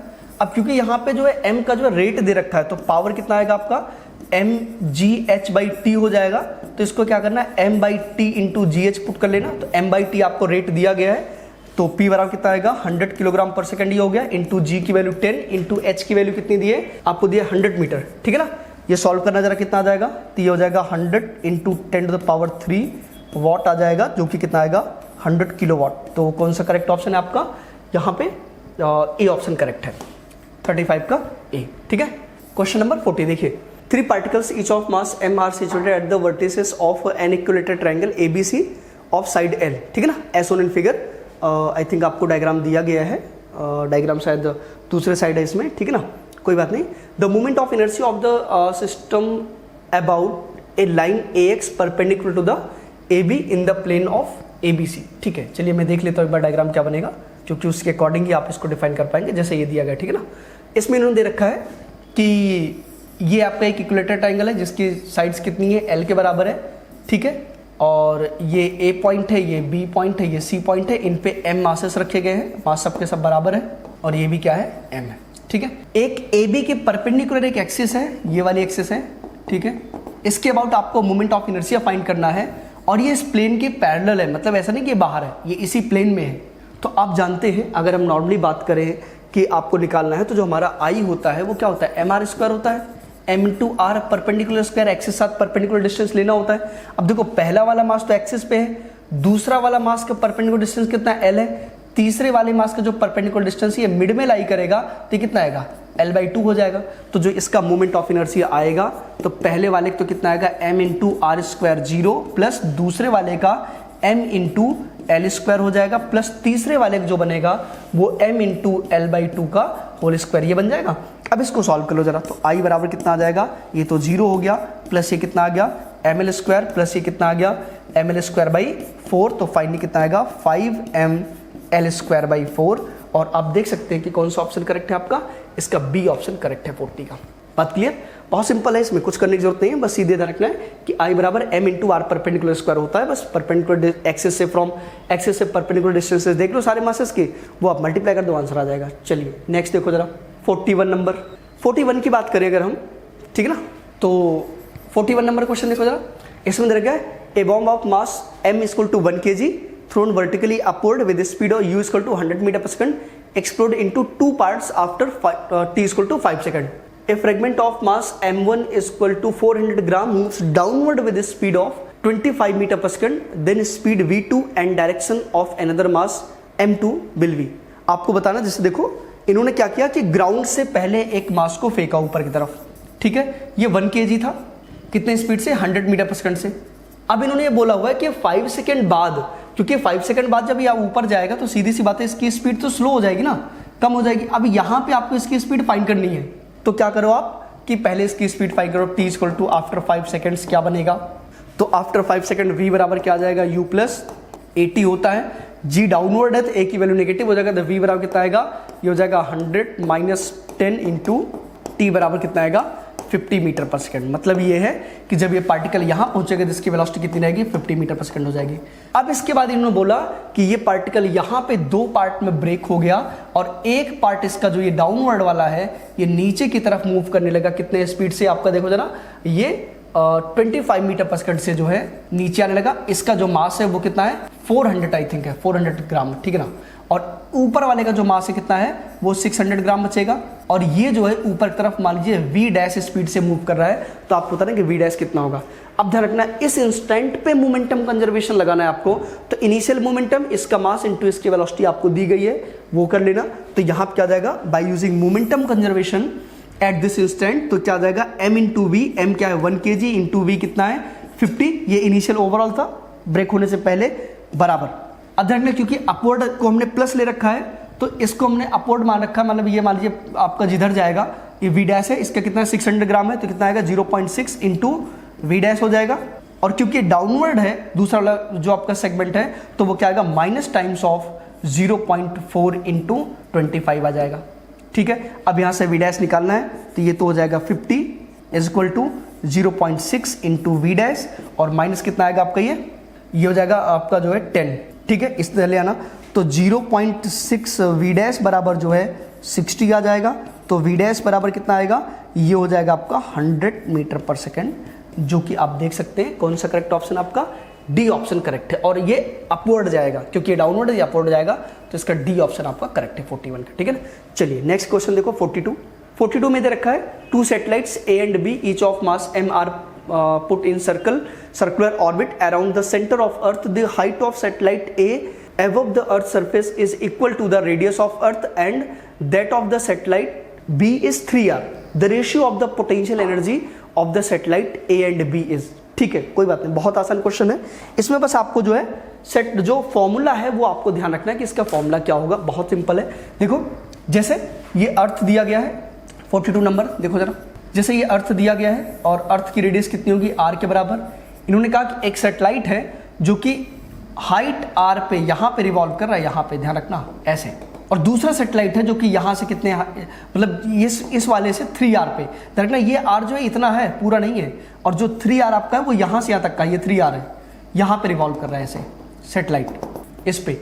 अब आपको बताना इनके पोटेंशियल का जो है रेशियो क्या होगा। तो देखो पोटेंशियल एनर्जी जो U होता है हमारा, वो कितना आता है minus G M E M upon R, यही तो फॉर्मूला था। अब ये R जो होता है ये सेंटर से लेते हैं पूरा, तो ये आपका 2r बन जाएगा, और इसका कितना बन जाएगा आपका, ये 4r बन जाएगा। बात समझ गया, 3r हाइट है तो प्लस r सेंटर से, तो वो भी तो ऐड करेंगे। अब यहाँ पे ध्यान रखना जो U1 बनेगा, जो पहले वाले का A बनेगा, वो कितना आ जाएगा minus G M E M upon कितना आ जाएगा आपका यहाँ पे 2r बन जाएगा, और UB जो है आपका कितना आएगा minus G M E M upon कितना आ जाएगा 4r हो जाएगा। और जब आप UA बाई UB निकालेंगे तो फाइनली कितना आ जाएगा आपका, ये 2:1 आ जाएगा। और कौन सा करेक्ट ऑप्शन इसमें, बी ऑप्शन आपका करेक्ट है, ठीक है। कुछ नहीं करना, सीधे फॉर्मूला बेस पे क्वेश्चन है, ठीक है। चलिए इसके बाद next question number 43। Question number 43 में क्या दिया गया है आप देख सकते हैं। तो 43 में बोला गया है ए spherical drop of water has radius 1 mm if the surface tension of water is 75 into 10⁻³ Newton per meter, then the difference in pressure between the inside and outside the drop is। देखो अब आप देख रहे होंगे इधर जितने भी question आपको दिखाई दे रहे हैं लगभग डायरेक्टली फॉर्मूला बेस है।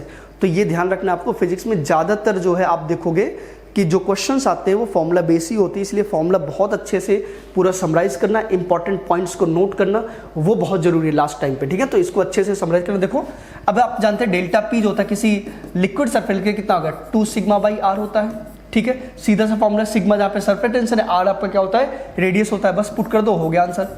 2 टाइम्स सिग्मा कितना आ जाएगा आपका 75 इंटू 10⁻³ हो जाएगा, अपॉन आर कितना है 1 mm मतलब 10⁻³ ये कैंसिल हो गया, फाइनली कितना आएगा 150 आ जाएगा आपका न्यूटन पर मीटर, ठीक है। कौन सा करेक्ट ऑप्शन है इसमें, डी ऑप्शन करेक्ट है 43 का, ओके।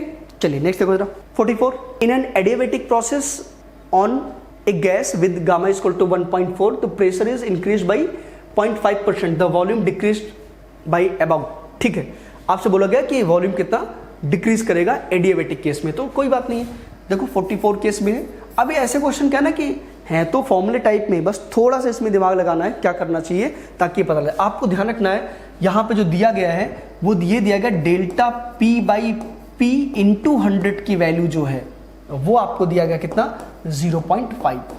बात समझ गए, इतनी बात क्लियर है। और आपको बताना है कि क्योंकि वॉल्यूम डिक्रीज करेगा तो delta v by v into 100, और ये किस में रहेगा माइनस में, इसकी वैल्यू आपको बतानी है कितनी होगी।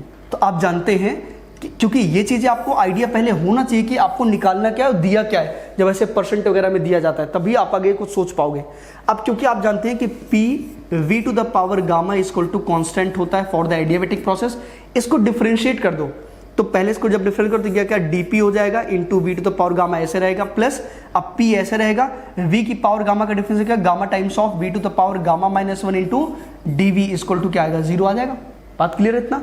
अब आप क्या करो इसको बस रीअरेंज कर लो।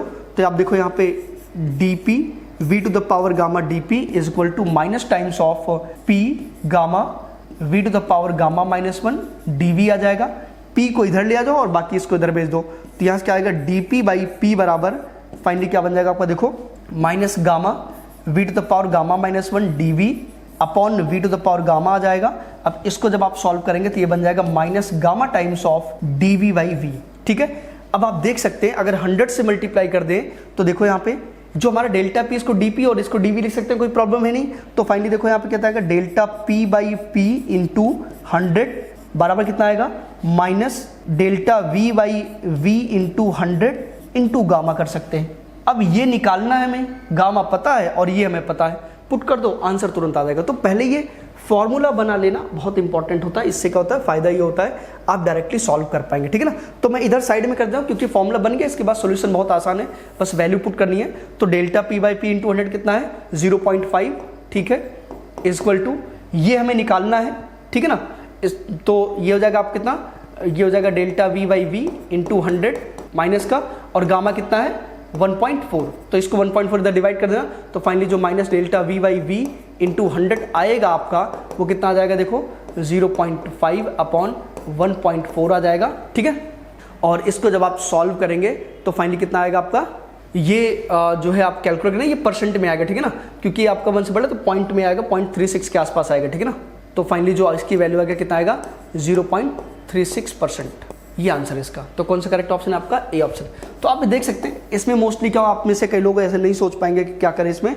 तो ये बेसिक कॉन्सेप्ट था कि आप पहले ये देखो कि हमें दिया क्या है, निकालना क्या है, उसके बाद देखो कि आपका फॉर्मूला ये होता है, इससे इसको कैसे कैलकुलेट कर सकते हैं। तो सबसे बेहतर तरीका इसको डिफरेंशिएट कर दिया हमने, इधर उधर किया, फाइनली ये बन गया। और आपने ये पता है एक दो जगह और भी पढ़ा होगा, जब आपको स्पीड ऑफ साउंड वेव पढ़ाया गया होगा तब वहाँ पे आपको बल्क मॉडुलस की वैल्यू भी ऐसे कैलकुलेट कराई गई होगी कि गैसेस में जब हमारा एडियाबेटिक मानते हैं लैप्लेस करेक्शन में तो कैसे आपका ये वेरी करता है। जब आप ये लिखोगे ना तो वहाँ से दिमाग स्ट्राइक करेगा कि ये चीज़ें हमने वहाँ पे निकाली थी तो वो कैसे रिलेट कर सकते हैं, तो करके आप निकाल सकते हैं, कोई प्रॉब्लम नहीं है। ओके, तो ठीक है 44 कौन सा आ गया आपका, ए ऑप्शन करेक्ट हो गया। चलिए 45 पे आते हैं। 45 में दे रखा है इन्होंने दिस फ्रीक्वेंसी ऑफ 45 देखो, the frequency of A sonometer wire is an if its tension is increased to 4 times and the length is double its frequency would be। इन्होंने टेंशन को 4 टाइम्स कर दिया और जो लेंथ है उसको डबल कर दिया। तो आप जानते हैं जो हमारा जो नॉर्मली अगर हम बात करें फ्रीक्वेंसी ऑफ सोनोमीटर तो जो फ्रीक्वेंसी होता है वो कितना होता है v/2l बन जाएगा, और जो आपका v की बात करें तो 1/2l √T/μ होता है। याद करो स्ट्रिंग में जो फंडामेंटल फ्रीक्वेंसी होती है वो तो यही होती है ना, जब फंडामेंटल फ्रीक्वेंसी वाइब्रेट करते हैं, क्योंकि सोनोमीटर में भी आपका जो वाइब्रेशन होता है वायर का वो यही आ जाएगा फंडामेंटल में। अब इन्होंने क्या बोला हुआ है, इसकी वैल्यू इन्होंने n दे रखी है। अब इन्होंने बोला कि टेंशन को क्या करें हम 4 टाइम्स, तो जो हमारा n डैश होगा वो कितना आ जाएगा 1/2, लेंथ को 2 टाइम्स किया हुआ है और टेंशन कितना किया है 4 टाइम्स, 4T/μ लिख सकते हैं। अब 4 से 2 बाहर जाएगा और 2 से 2 कैंसिल हो जाएगा, फाइनली कितना आएगा 1/2l √T/μ, यही तो बन जाएगा।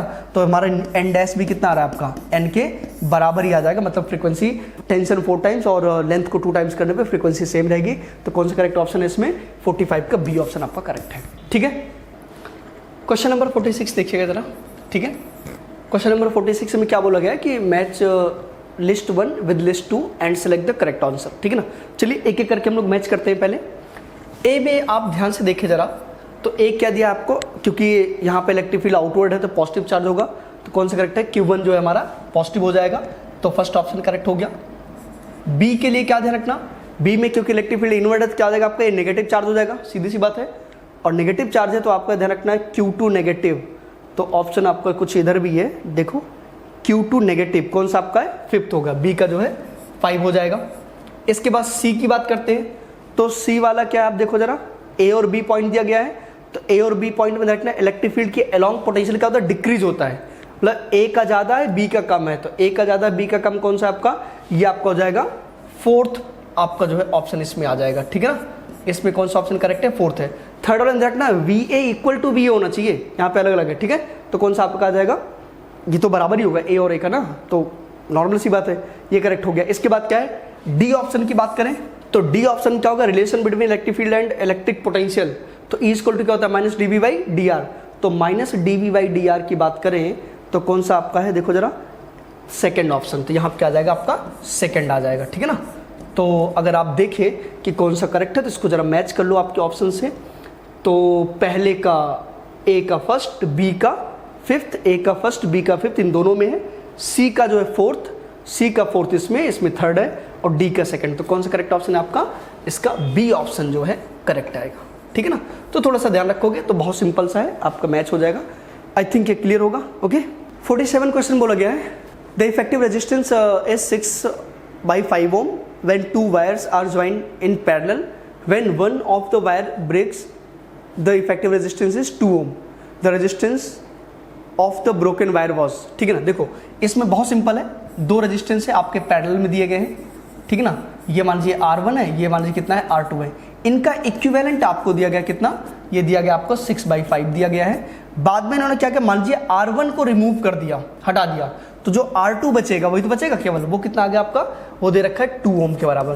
तो आपको बताना है R1 कितना है, तो आप जानते हो कि पैरेलल में 1/R इक्विवेलेंट जो होता है कितना आता है, 1/R1 प्लस 1/R2 हो जाता है, तो R इक्विवेलेंट कितना है 6/5, तो ये कितना आएगा 5/6 हो जाएगा, बराबर 1/R1 जो कि फाइंड करना है, प्लस 1/R2 कितना आएगा 2 आ जाएगा, तो यहाँ से 1/R1 फाइंड कर लेना, जो कितना आएगा, ये हो जाएगा 5/6 माइनस 1/2 आ जाएगा, तो फाइनली ये 6 हो जाएगा, और यहाँ से कितना आएगा 5 माइनस ये हो जाएगा 3, और फाइनली कितना आ जाएगा 1/R1 बराबर कितना आएगा आपका, ये 2/6 मतलब 1/3 आ जाएगा, तो R1 कितना आ गया आपका 3 ओम आ गया, ठीक है ना। तो कौन सा करेक्ट ऑप्शन है इसमें, डी ऑप्शन करेक्ट है।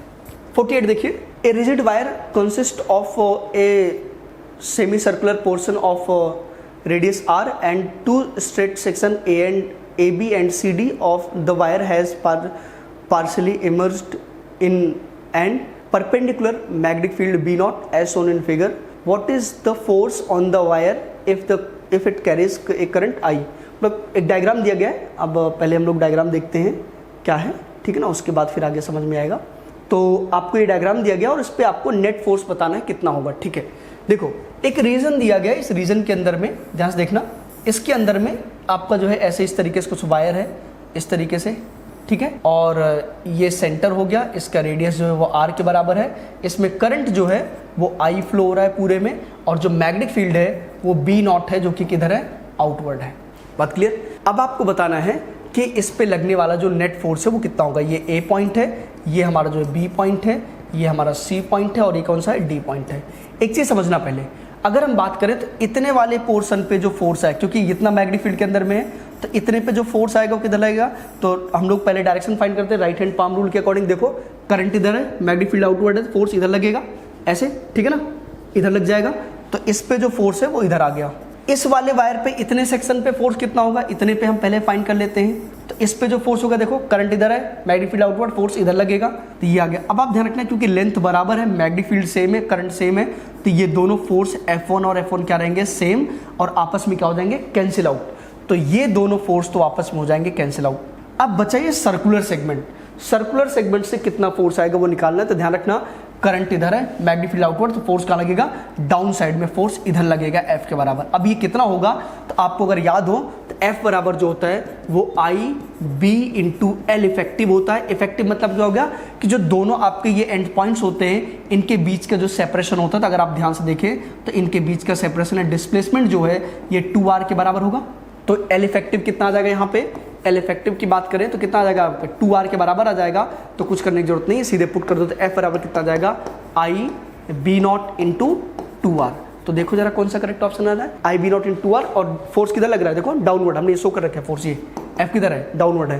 तो 2B0 IR डाउनवर्ड आपका जो आंसर आ जाएगा।